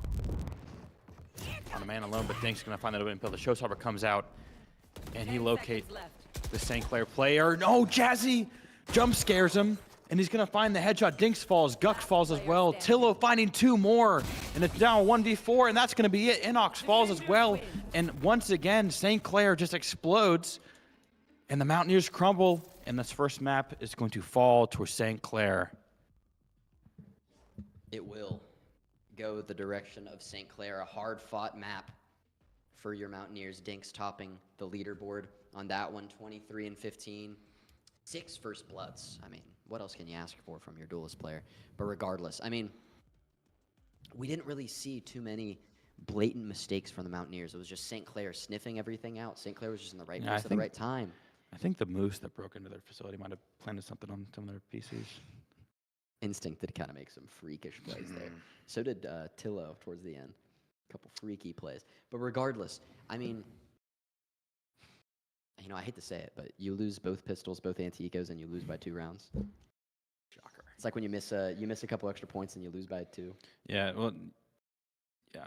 The final buzzer sounds, you lost by 3. You go to the box score and you went 12 for 50, like 12 for 20 in your free throws. It's like, oh, Also true. Well. Yeah. Unfortunate, but again, pistol rounds don't win. I mean, it's like saying defense wins games. Like, it's an aspect, but it's not going to be a very big, show of who's going to win the map. Regardless, West Virginia hard fought there still, But again, we'd be remiss not to mention they climbed back 4 in a row, got the lead 10-9, and then they lose a round. Okay, now it's 10-10. It's all tied up. They lose another round, 10-11. Okay, what do? They lose another round. Now it's 10-12 match point. And I'm surprised they had a timeout available. Just got snowballed. They did have a second half timeout available, opted not to use it. Which timeout rattled off 4 in a row. And then St. Clair called their timeout, rattled off 4 in a row. West Virginia doesn't call their second timeout, loses the map. Unfortunate. Close game. I mean, West Virginia still played pretty well, all that, being said. Just St. Clair. They didn't follow the keys to success, which means that they have no success. We should have sent that. We should have sent this to them. If we got together with them before the game and gave them our keys to success, they'd probably make fun of us and call us I'd be stupid. like, they'd probably get mad. Hey guys, we should try winning a pistol round. I feel like Guck would yell at me. Guck would probably threaten my life. Great guy. I have a very professional relationship with Excited in that I see him on the elevator like twice a week and we nod and like that's kind of it. And I feel like I'd probably lose that with him. Yeah, you would lose that nod. He would just put the AirPods back in. Nonetheless, West Virginia losing map 1 now has to reverse sweep this if they want to stay alive in these playoffs, if they want Inox to stay alive in his last playoff run as a Mountaineer. So the next map is going to be it. Win or go home. Do the Mountaineers have what it takes? Is their mental high enough? Do they have the longevity? Can we go to bind? To do it. Can we hopefully go to bind? I don't know what the next 2 maps are, but we will find out at the end of this break. If you don't want to watch the ads, hit us with a sub or a Prime sub, whatever you can afford, so we can help you enjoy WVU Sports as much as we do. We'll catch you on map 2.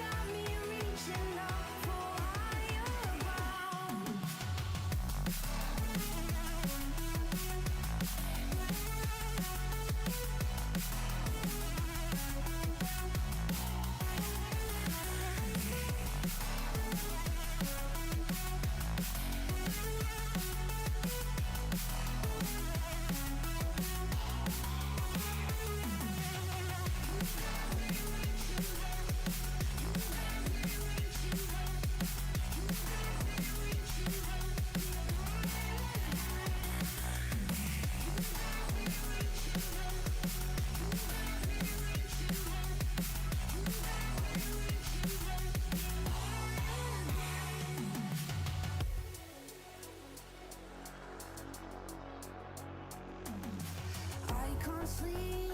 This feeling, it weighs me down. Too much to keep. I'm letting my secret out. No, I don't see a way of getting out alive. Can you take this pain away from me? I'm looking up to the sky for a place to go. You got me reaching up for higher ground. I'm gonna take my chances on a place unknown. You got me reaching up for higher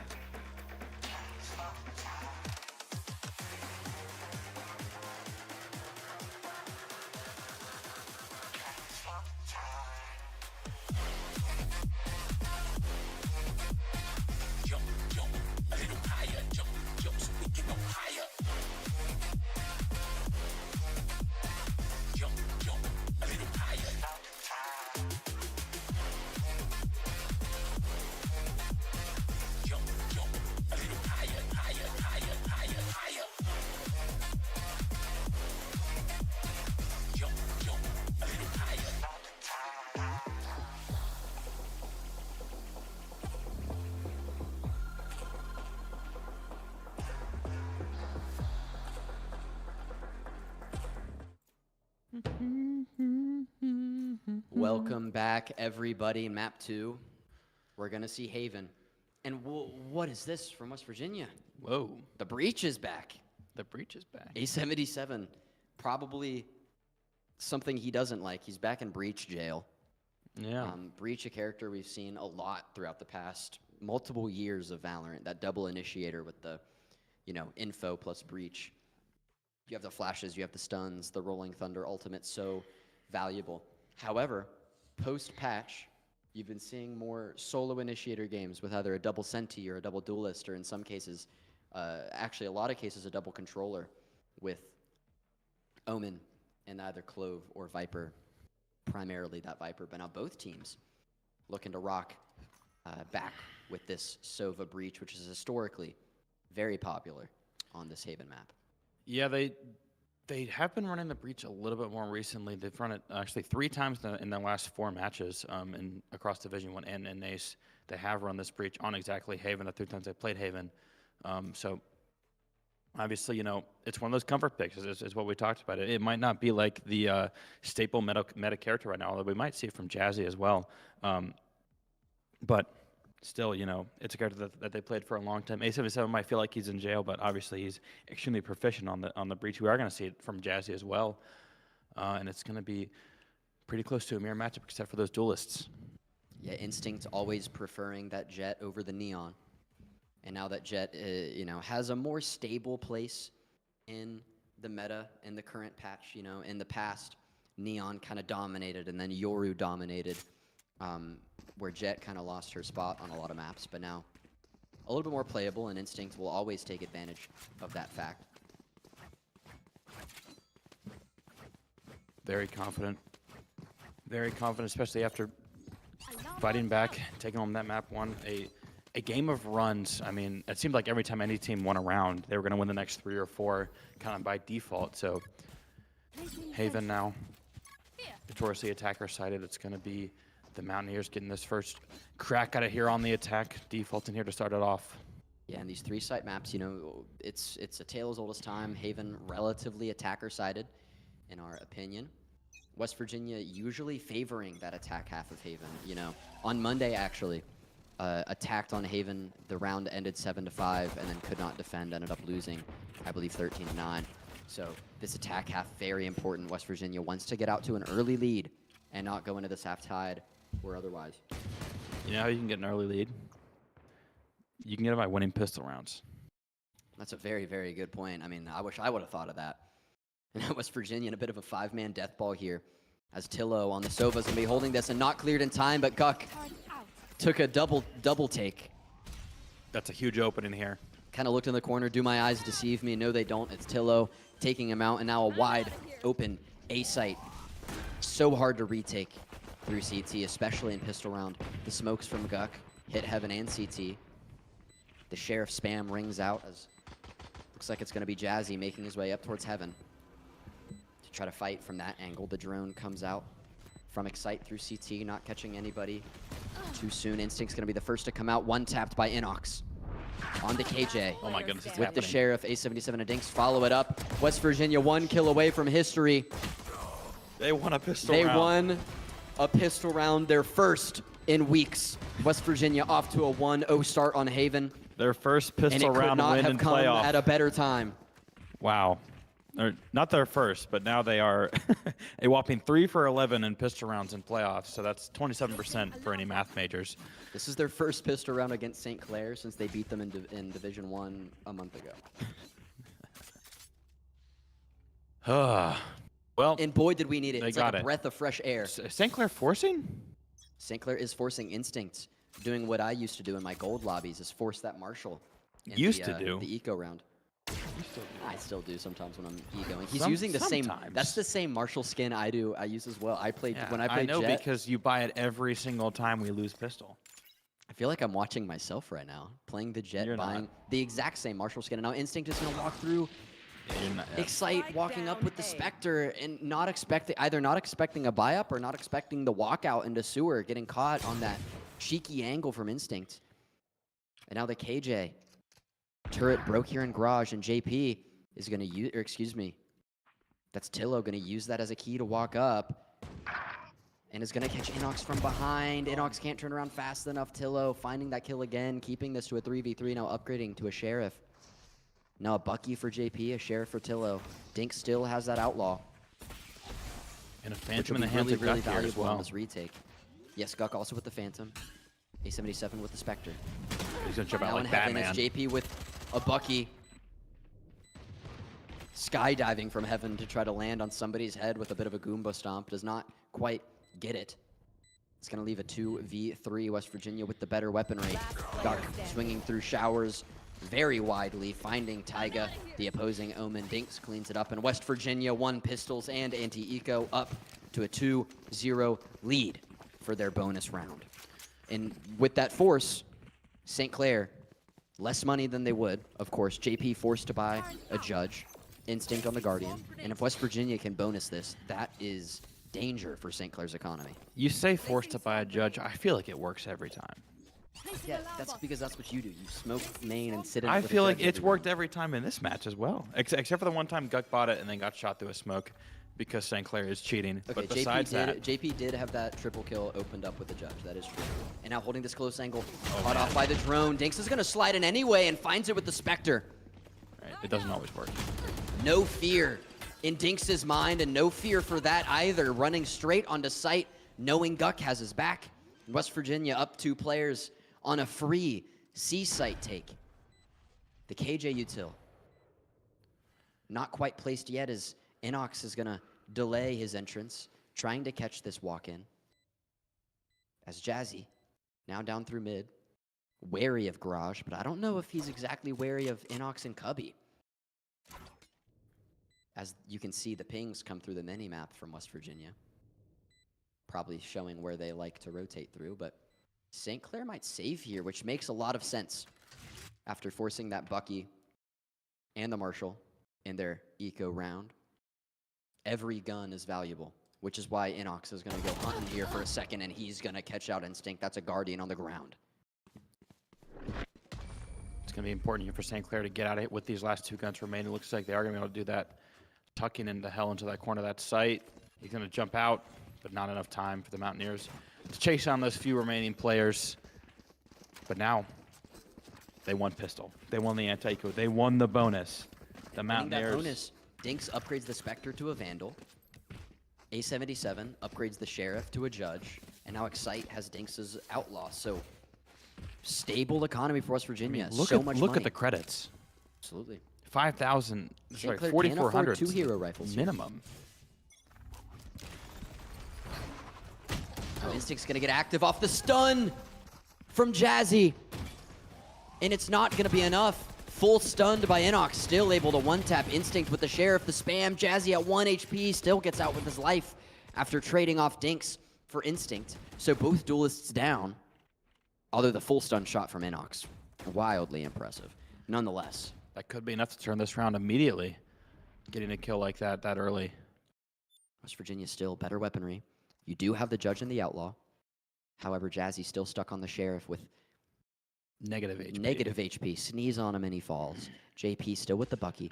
With Taiga that Sheriff. playing deep back sight here. I mean, The the sonar dart from Excite not going to catch anybody. Sheriff Jazzy holding this fault line, looking for a stun, and West Virginia's playing pretty stacked here through main as the drone comes through. This stun could be massive. Not ripped just yet. The afterburner comes first. Guck TP's on the high ground.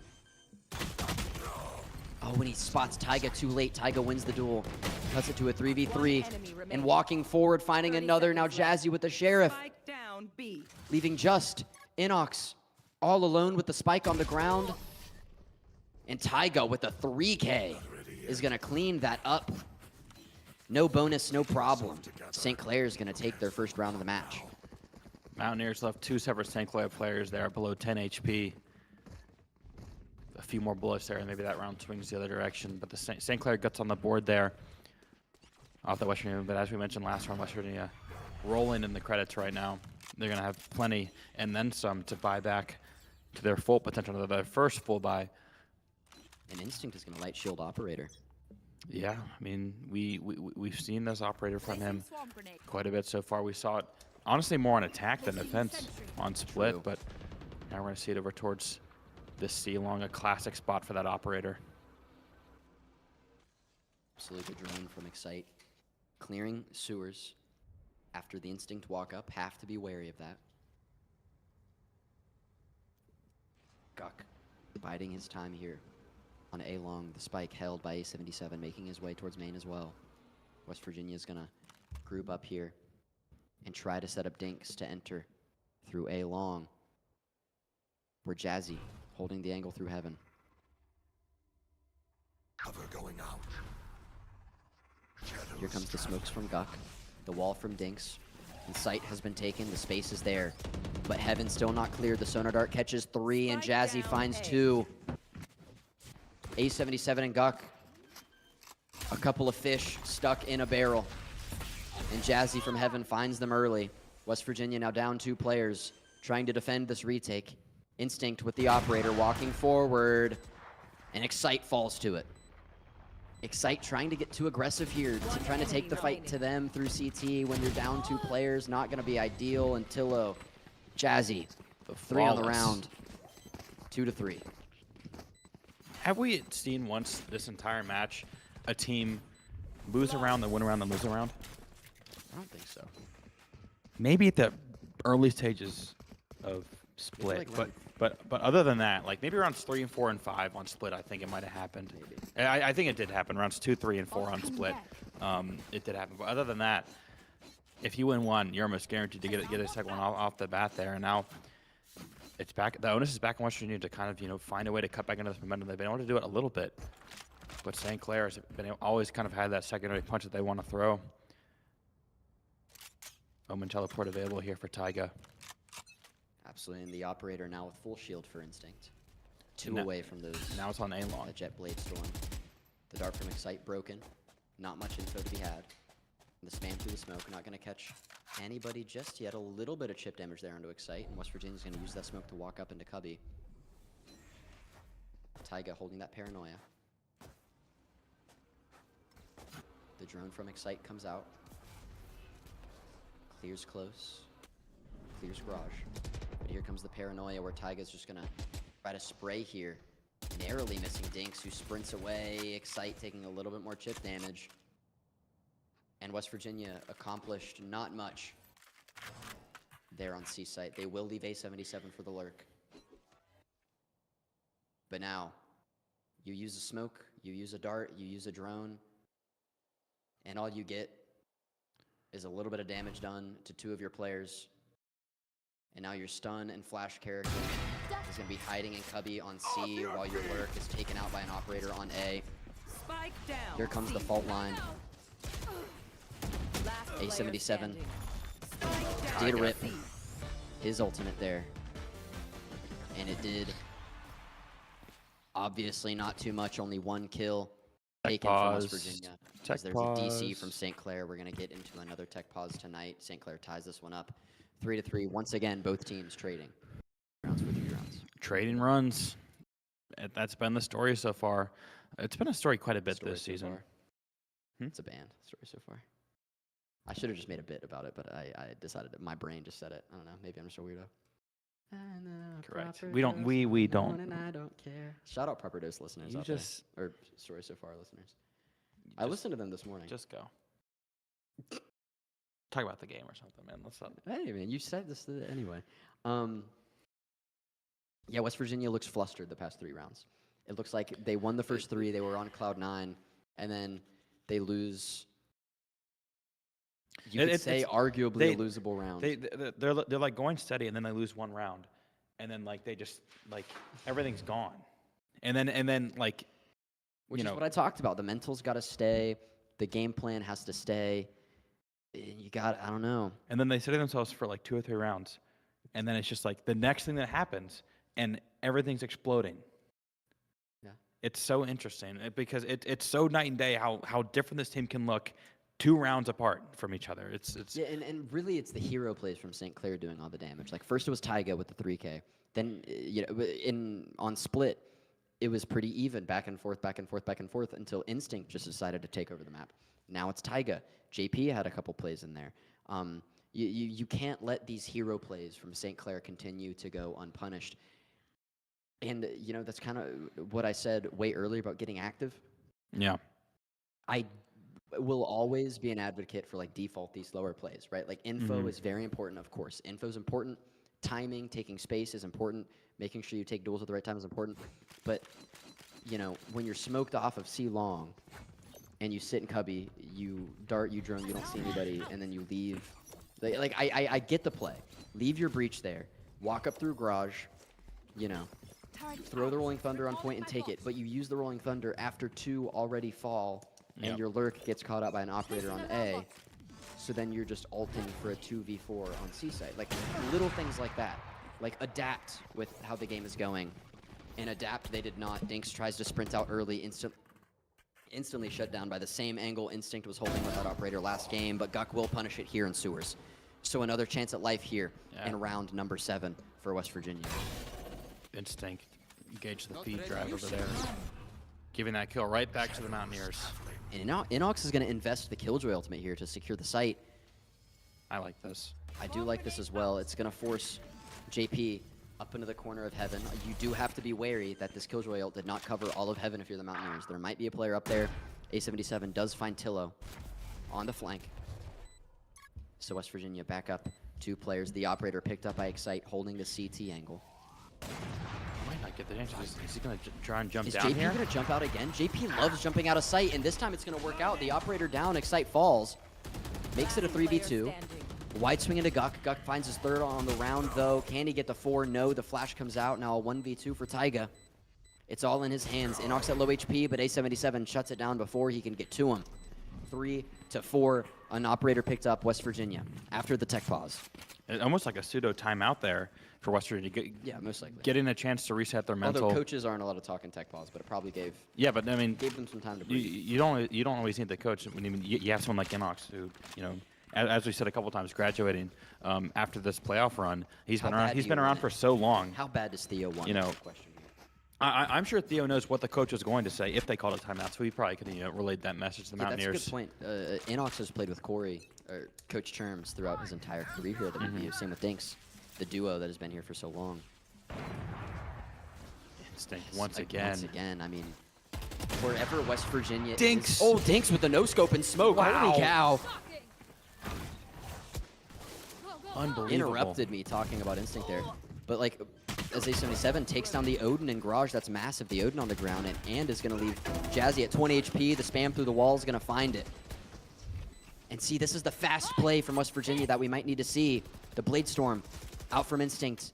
Missing Excite, but Tillo will catch Dinks. Guk gets the trade. Now a 1v2. Instinct has an operator and a Blade Storm. West Virginia making the right decision of splitting up and trying to pinch here, but Excite with the jump peek caught out. And now Instinct has the Blade Storm, and Guk stuck back sight. Luckily, Instinct doesn't get the timing, looking for Garage while sitting in the air, and Guk finds 4 on the round to end that one and retrieves the operator.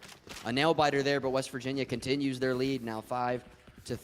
I think that's 7 kills in the past 2 rounds for Guk, for West Virginia to kind of pull themselves out of that slump. He's got 11 now already in these first 8 rounds. He cooled off a little bit after his, insane kind of mid-season push there, and now he might be back at just the right time for the Mountaineers, especially with, Excite going 0-6 so far in this map. Dinks is going to get that op back again. We saw a no-scope last round from Dinks with the op. That's incredibly fortunate for the Mountaineers. It's kind of been there's been a lot of instances rather of luck so far this game. So it looks like we're going to see a dogfight here in Garage. So much utility being thrown out, and the fault line comes out. JP with 2 before the fault line even procs. Just one by one, filing in, and nobody cleared JP. So now West Virginia, the operator picked up by Inox. 3v5. Oh, the afterburner finding JP. That is massive. The Killjoy down is going to give West Virginia a walk on a B site with no utility from their Sentinel on the side of St. Clair. Inox stuck in the smoke with the operator and Guk. Nobody had his back flank angle.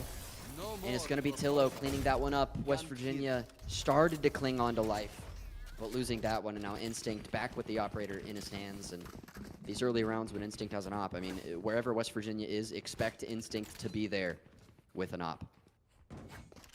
Yeah, a couple fortunate setups there for the side of St. Clair now, but now Western has a chance to win a round, lose a round, and then get right back in the winning column. We haven't seen it hardly at all this entire series. History says that St. Clair is almost guaranteed this next round. Can West Virginia change the pattern here? It's going to be a pretty heavy stack towards Garage here, and Dinks is going to be going fast.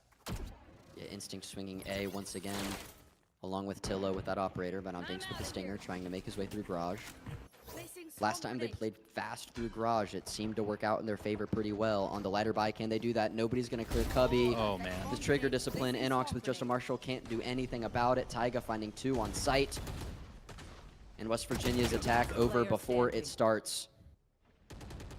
Like you said, history repeats itself, and here it's going to be St. Clair winning 2 rounds in a row.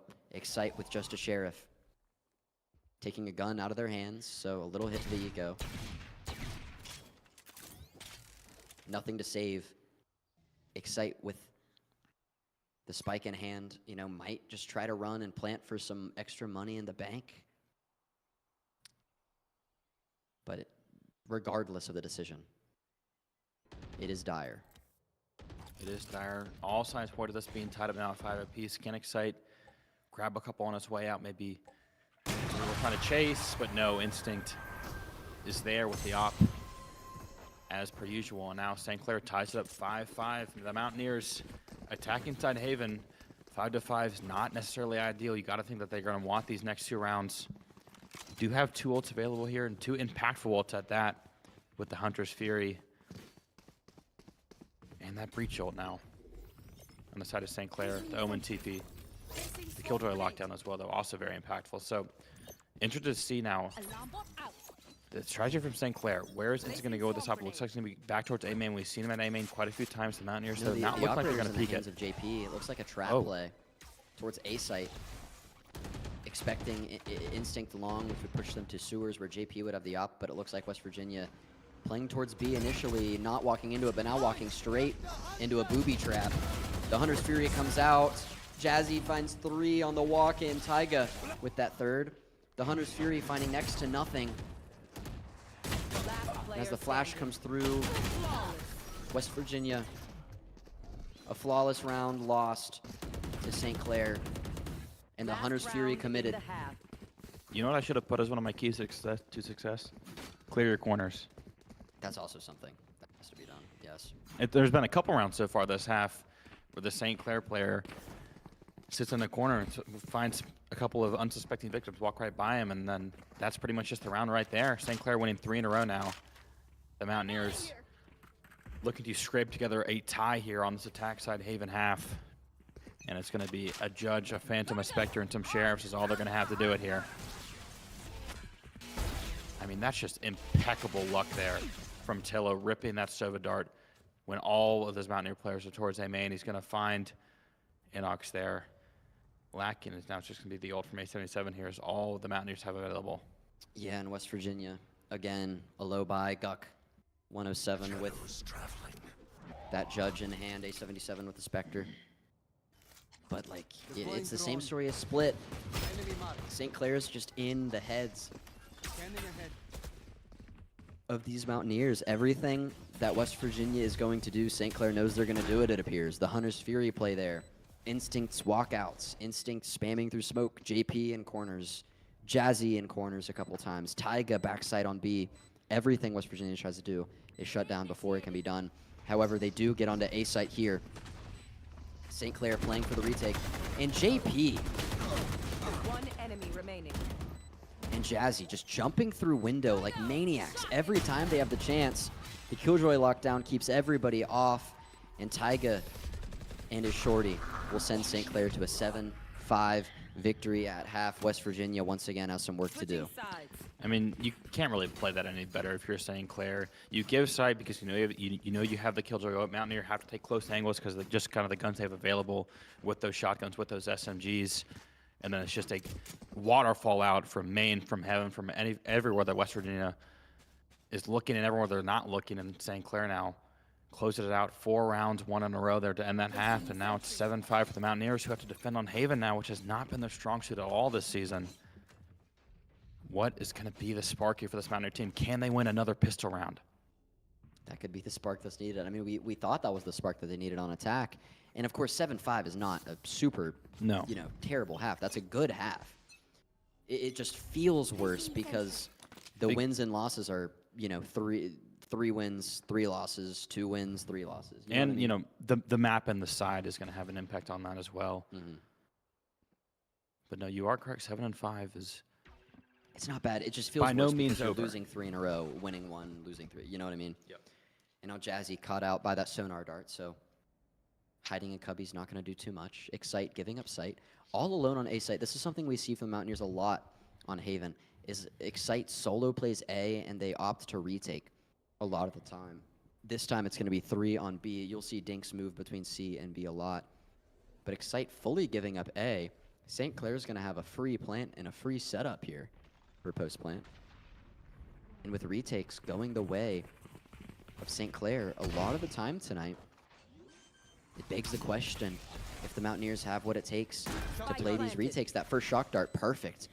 Taking Jazzy down. It's a couple of great shock darts there from Excite. Yeah, hit both of them.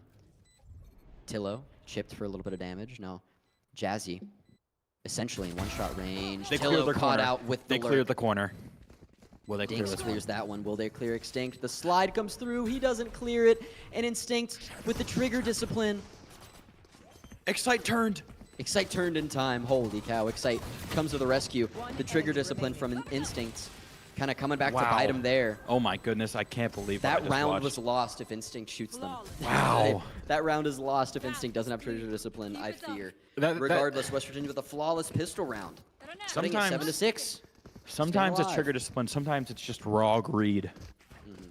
Instinct could I don't want 2 here. Instinct could have taken his 2 and probably won the round just off of that for St. Clair, but he waited, and Excite was the one that finally found him, and he got 0 in the end. And the Mountaineers win their second pistol round of the game. Oh my. Still down though on the scoreboard. They have to convert this. Unlosable round here for the Mountaineers. Yep, an outlaw for Dinks on defense. Absolutely diabolical. The anti-eco Grim Reaper, we call it. As you know, it one-shots with Light Shield. But another buy-up. JP this time with the Marshal. Instinct with Light Shield and a Sheriff. Only 1,000 creds in the bank, so West Virginia winning this one would be absolutely huge for their bonus round. But now Taiga already up through sewers. Now leaving. West Virginia pretty spread out here, the 1-2-2. Excite no longer alone on A site. Right here. St. Clair sensing that, moving their focus back towards garage, where the alarm bot is set up along with a Killjoy Swarm grenade. Dinks playing up on box with that outlaw. 2 shots ring out. They now know exactly where the outlaw is. Neither of the shots doing any damage to St. Clair. Stinger from Inox up on logs. Is anybody going to clear it? Not quite yet. Inox with 2. With that Stinger, Taiga trades it out with the classic. The no-scope from Dinks coming through. And Dinks, with no regards for his life, sliding in, gets traded out by Guck. Brings it down to a 2v3 in favor of the Mountaineers. St. Clair shifting to B for the plant. And with this Marshal, anything can happen. The Marshal and the Sheriff, 2 guns. Instinct and JP have proven that they can win unwinnable rounds with. The plant's going to be on A. JP staying behind on B to try to catch a rotate. Pinch the Mountaineers from behind. But all of them going through spawn there is going to be really beneficial. But now JP might have just like the perfect flank here if he can find the timing. Ooh, Excite and A77. I think The they went to timing's clear there. it, but the timing, and A77's holding the fault line. The trigger discipline once again, whiffing on the A77, who turns around to get the kill. The first goes down to Excite, but Gok cleans it up, and West Virginia wins the anti-eco way scrappier than you would imagine. But nonetheless, moving on 7-7 for their bonus, recovering. Not the Marshal, the Spectre. Oh man, JP had a chance there to absolutely rip the heart of the Mountaineers, but not quite to be. Couldn't find the headshots when he needed to, and now the Mountaineers even it up on the scoreboard. It's going to be a bonus. It's going to be Spectres, it's going to be Sheriffs. St. Clair fully equipped now. Look at Guck, 15-8. Putting on a performance right now, and the Mountaineers need every single bit of it. Absolutely. And you know, for the second half, you have to activate Excite somehow. Excite has been one of those players, you know, might not top frag every game, but can get you those clutches when you have to, can get those multi-kills in stressful situations when you need them to. Same with you got to activate Dinks, sitting at 7 and 11. An explosion on the site there from St. Clair. Yeah, real fast-paced here. Aware that West Virginia's on the lower buy. The smokes come through, back sight into garage, so do the spams. Instinct's gonna walk out here, doesn't clear. Guck, who has the Spectre in time for the kill. A77 as well, catches the lurk back in spawn. The flash comes through to CT from Jazzy. Nobody there to receive it. The sonar dart is perfect. Catching out 2. Dinks now in the corner. Mountaineers now don't have a ton of Oh time. wait, that flash from A77 was amazing. It gives them this opportunity to take so much space, and Guck with 4 on the round. Oh my goodness. West It's an Virginia. absolute Guck masterpiece right now. 19 kills. I mean, that's winning that's winning an unpredictable round, don't you think? I was about to make you it. say? I was about to say that. Is that the one for the? I mean, you said the last one was the one on the last map, and they lost the map. Is this the one that sparks back up 8-7? Both teams have rattled off 3 in a row post timeout, so this timeout from St. Clair is wildly valuable. That's 33 kills from the Omen players across 15 rounds. Hey man, That's a little bit gross there. Taiga and Guck both putting on you a said show. controllers can't frag. I don't think anyone has said that. You're right. I just made that up. Like the Silver Reina player probably says that. That's true. I guess that's who you are. The E-daters probably do that. Yeah. Shout out to any E-daters, by the way. I dying- rescind that shout out. A dying art. It's not hard. Yeah, you could say.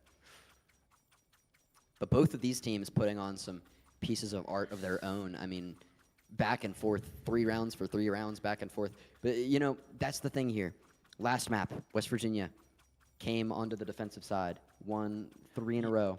You know what I'm actually going to say? And then St. Clair called a timeout, won 3 in a row again. What's up? Because of how these 2 games have gone, this is the round. This is the unwinnable round. I agree.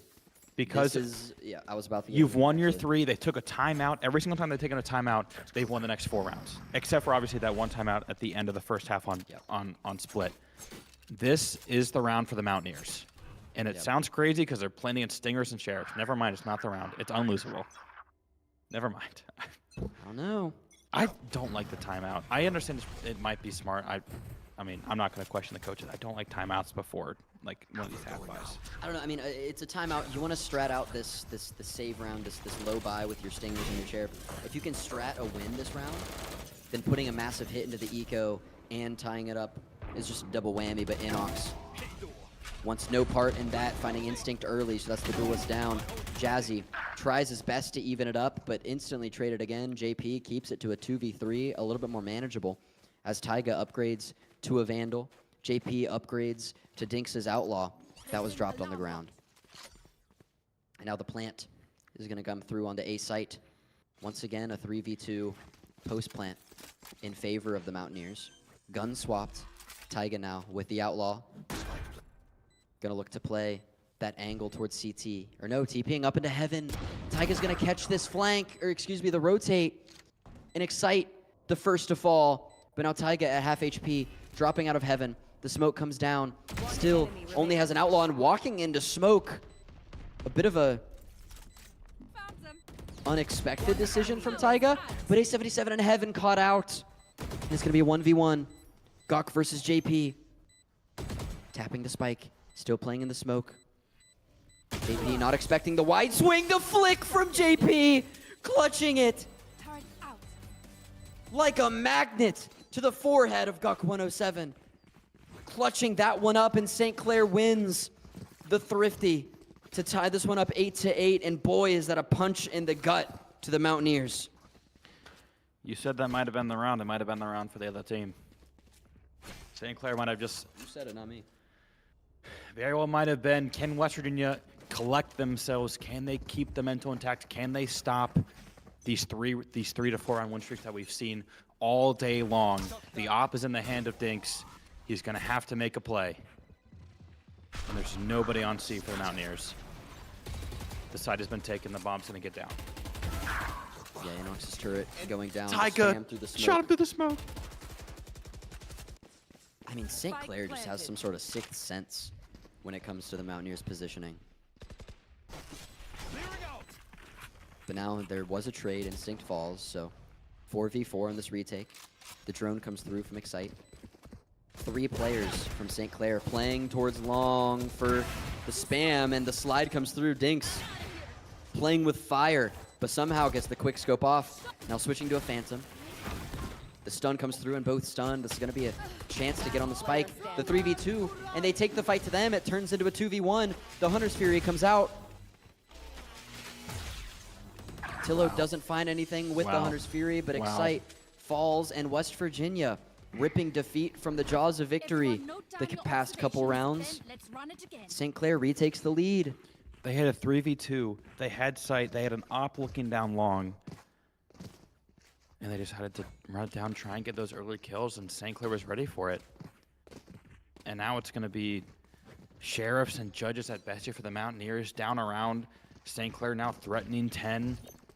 Oh my goodness.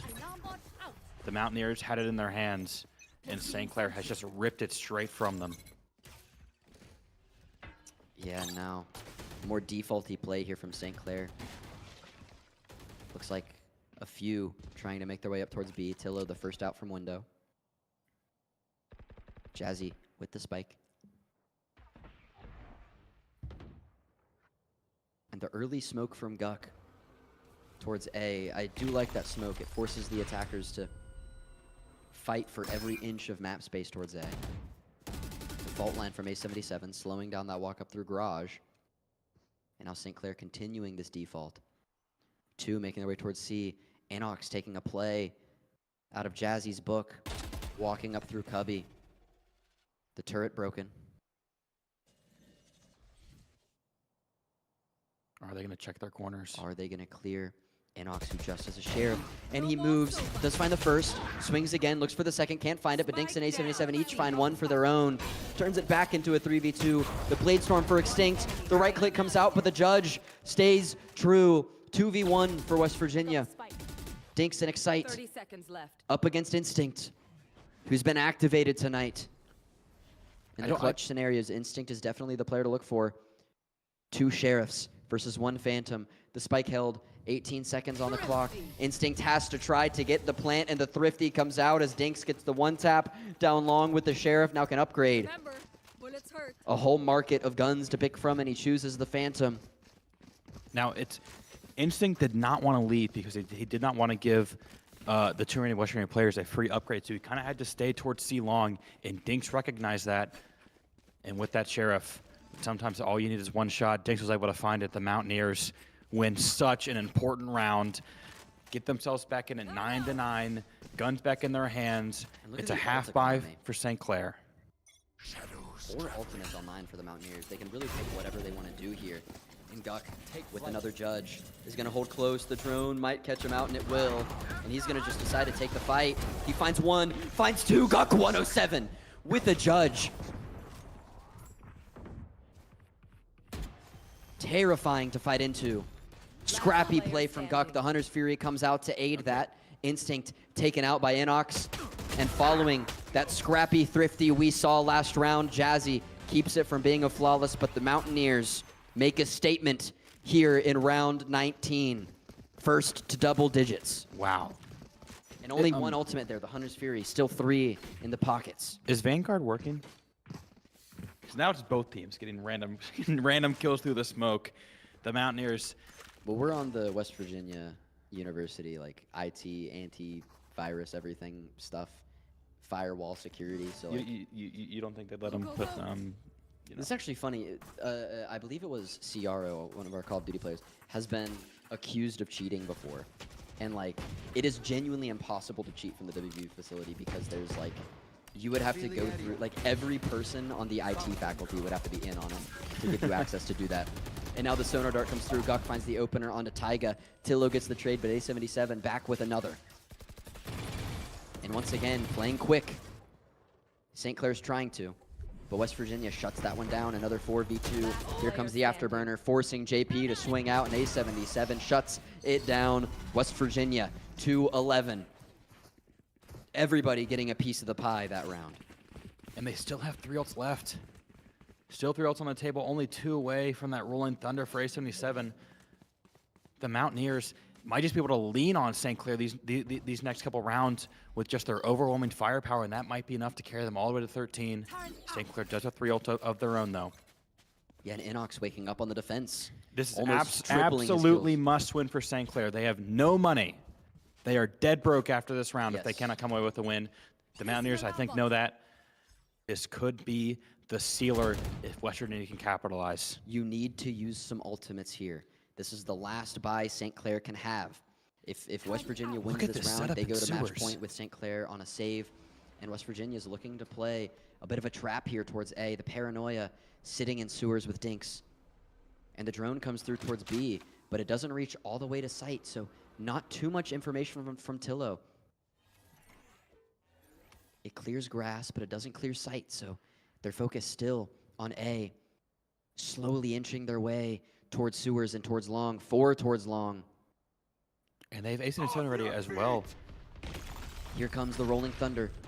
The fault line comes through towards main, and Guk is going to look to clear, hopefully, but Taiga finding Excite, following the Aftershock, or excuse me, the Rolling Thunder. They're not going to clear the corner. Guk They're doesn't not going to it. clear the Neither does corner. Dinks, and Tillo finds both. It's now a 5v2. Inox has the lockdown, but is it worth committing here? Down so many players. Maybe if he finds one, but he can't. Instinct gets that early. Now sniffing out A77 in heaven. The fault line comes through, the TP up. Taiga loses his gun, so that's a hit to the eco, but JP cleans it up. St. Clair to double digits, 10 to 11, and they will keep 4 of their guns. I mean, that was... They are not... Dinks forcing an operator. They don't have a ton of money, so just randomly TPing into heaven there and throwing $3,000 on the ground there is not the brightest thing in the world from Taiga, but... What I don't understand is West Virginia, like, sure, I understand going for the trap play, but you understand they don't have any money. Like, have why all these play the ults. trap play? Why not play retake, use your ultimates, and then do the trap play when you know they're on a save? I understand. Maybe that's why I'm a caster and not a coach or a player. Nonetheless, St. Clair playing that last round to perfection, winning the round off of just the Rolling Thunder, no other ults used. Guk this time TPing deep into sewers, and once again, that recon drone is gonna catch him out. So Guk and Excite forced back on to see sight. The Paranoia comes out. Here comes the Rolling Thunder from A77, catching Instinct. Jazzy finding Guk early. The Aftershock comes through. Jazzy finding a second. Finally taken down by Inox, but the damage has been done. The trades are not traded from West Virginia. No more sofa. Ooh, Inox gets the timing on Tillo. Dinks with the shorty onto Taiga. I can't believe Dinks got that kill. Neither can I. Taiga had him dead to rights walking back from spawn. And I like this. Inox is going to commit to this round with the ultimate. It's going to force them to take the fight to him, but it's going to be all for naught. He loses the duel to JP. It does force both of them into sewers, which gives Dinks a perfect sightline with this operator. But the attacker, Kojoy, comes through. He has the corner to play in. 30 seconds left. 2 HP, an operator in a dream. I'm shocked they're committing to this A side. Do they know he's in heaven? They don't. He hits Instinct in the leg, doing 120 damage, and Instinct surviving, getting the kill from heaven. Dinks falls in West Virginia. We're all tied up, 11 to 11. Sherm's calling the timeout. And Instinct is one off of Bladestorm. Dinks did everything right. Inox made a good decision, in my opinion. Punished by the double swing and breaking the ult, still forcing them to play into the operator from low ground, but Dinks just hits the leg. And sometimes it's just a game of inches. A Game of couple pixels. more centimeters towards that chest, and who knows how that round ends, but oh my goodness, St. Clair ties it up 11-all, winning these last 2 rounds. Is someone going to be able to pull through, win these last 2, and end this game now, or are we going to see overtime? 25, 15, and 5 from Guk. He has been doing a lot, but the Mountaineers are going to need him to do a little bit more. I mean, if you are either just tuning in or if you've stuck with us throughout this whole stream, I mean, buckle in, because this is some Valorant we're watching tonight. Back and forth, nail-biting maps. First map 13 to 10. This one we're all tied up 11 to 11. It's been a series of haymakers of these 3 and 4 round runs. I mean, just look at the scoreboard. We do not see trade-off rounds ever. We do not see like 1, 1, 1, 1. It's all 3, 3, 2, 4, 3, 2, 3, 2.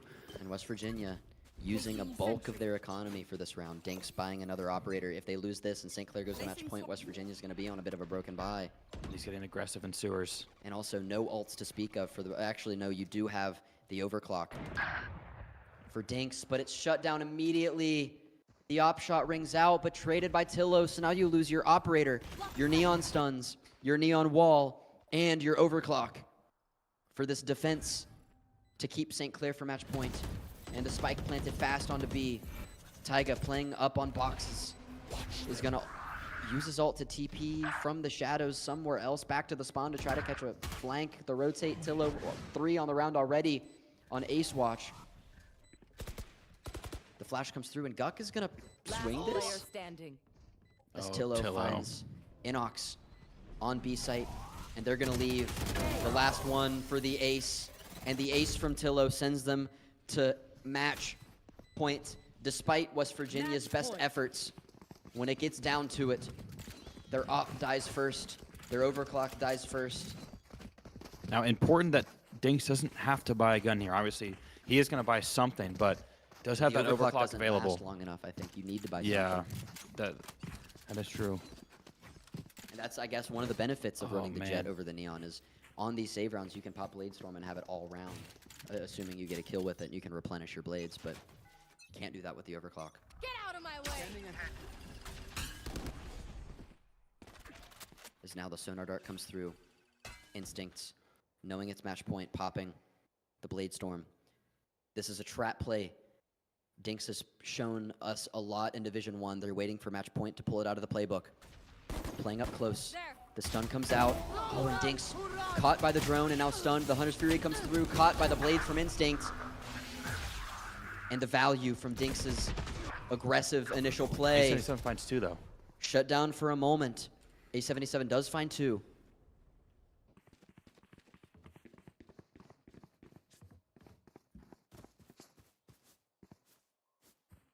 Inox and Guk in a 2v2 for their playoff hopes. Inox is playing for his collegiate career playoff run. And it all comes down to this round.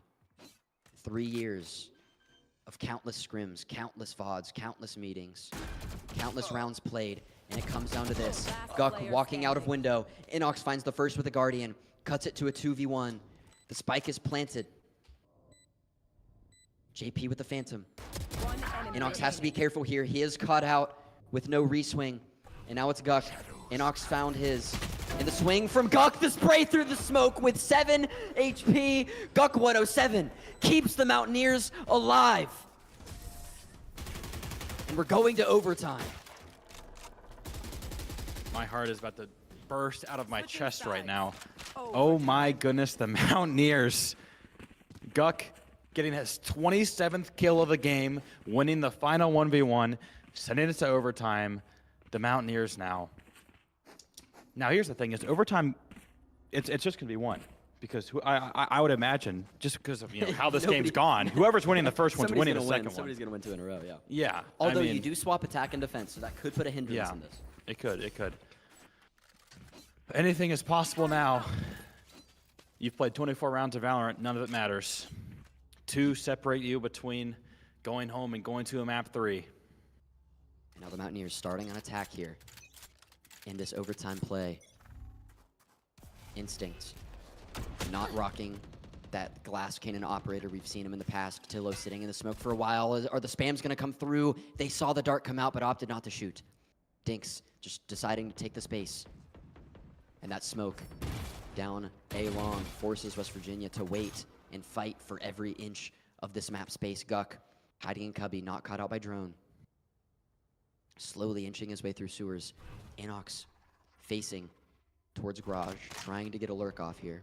Maybe catching a flank or a rotate or something. Tillo taking this wide angle, looking to fight through cubby, and he will. The fault line not catching anybody. Both teams, I can tell, anxiety-inducing gameplay right now. Both teams playing slow.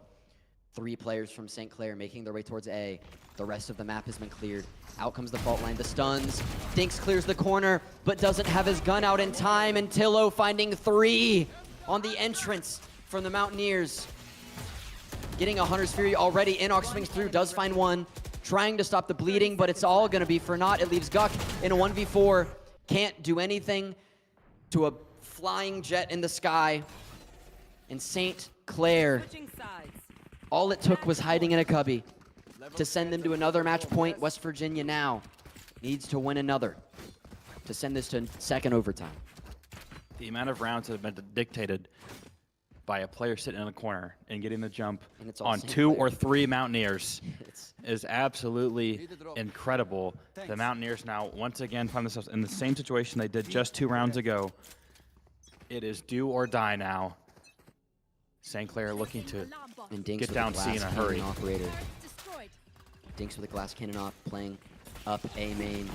And that's going to leave C wide open, so that's a free sight. So now Dinks has to try to retake with no armor and an op. West Virginia giving up sight kind of for free. It did take a fault line. It's just a great call from St. Clair. It was a great call from St. Clair. The spam's coming through from the Mountaineers and Taiga.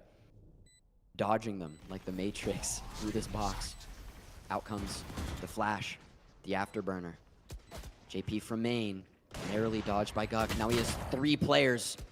Like LeBron being quadruple teamed in the post. It takes a village to refrag Guk. And it's gonna be Dinks finding 2, but not the last. St. Clair, 2 in a row in overtime to win map 2 and to win the series 2-0. West Virginia's playoff hopes are over. St. Clair moving on to play the winner of Winthrop and Stony Brook next week on Wednesday for a shot at semifinals here in NACE and Inox's playoff career with the Mountaineers, ending tonight with a 2-0 loss to St. Clair. It will end today. Wow. I mean, one of the most chaotic 2-0 sweeps I've ever seen in my days watching Valorant. Doesn't get much better than that. It does not. The ups and downs, heartbreak, triumphs, but not enough for the Mountaineers, falling short in overtime. Dinks almost had one more hero play left in him, but there was just too many bodies around him, and he was, fittingly the last to fall as West Virginia's playoff hopes are ended. Winthrop did win in a 2-0 versus Akron, so St. Clair will move on to play Winthrop, and now he is fittingly the last to fall. The long-standing duo from Inox, both recruited together, playing together all these years. It's almost emotional. Is that crazy to say? No. It's almost emotional. It's not. Inox's career will end this December when he graduates. Mm-hmm. Does have our LAN in New York this weekend, so hopefully that's a good send-off, winning that show matchup against Fisher. But, no more trophies to be won. No more prize pools to be earned. And, it's an end of an era tonight. It is. And I'm genuinely saddened. I'm on the verge of tears right now, thinking about the last 3 years. My whole career here has been with Inox. Inox has taken us to the highest of highs for West Virginia Valorant, and has been with us through the lowest of lows for West Virginia Valorant. So, tough guy to replace this winter. One door closes, another one opens. This era walks out, a new one walks in. Starting next spring, this team will be back. We will be back. A sad end for sure, but still a ton of good memories along the way from Inox. Am I gonna make you cry? You might. Man, it's tough. It's tough. But nonetheless, a season of up and downs. Mm-hmm. We had a few weeks of very, very, very solid winning Valorant, and then, it all ends tonight, like you said, with a really, really close 2-0. The season that emulated so much, just how that match went. Win Really? 3, lose 3. It's, You go back, it's just trading blows, man. But regardless, on the bright side, West Virginia esports is not done for the year. Next week, more, Will said yesterday. It's a Tuesday, so that means there's a doubleheader in Rocket Like League. Will said yesterday, Death Taxes and West Virginia Rocket League doubleheaders on a Tuesday night. Lotus playing in the grand finals for their region of playoffs, up against Was that other match played? Did we see who won? Oh, North Texas North B. Texas. North Yep. Texas B. They will play Rocket League playing in quarterfinals of their bracket. Semifinals in their bracket up against. It was St. Clair. St. Clair. Oh, Yes. look at that. Another match. Look at that. St. Clair. It's all Texas teams in St. Clair. It is, and Maryville. I was in St. Louis. But nonetheless, both West Virginia Rocket League teams playing for their playoff careers again tomorrow. On Tuesday. Tuesday, another big story. Tool's last playoff run as a Mountaineer. Yeah. No. A lot of ends to eras, but Tool playing in his last NACE bracket already got a win at the end of his career at the Atlanta DreamHack Invitational a couple weeks ago down in Atlanta. But this is a big one, playing St. Clair, and then will continue his last semester of CRL after NACE is over. But still, more esports to go next week.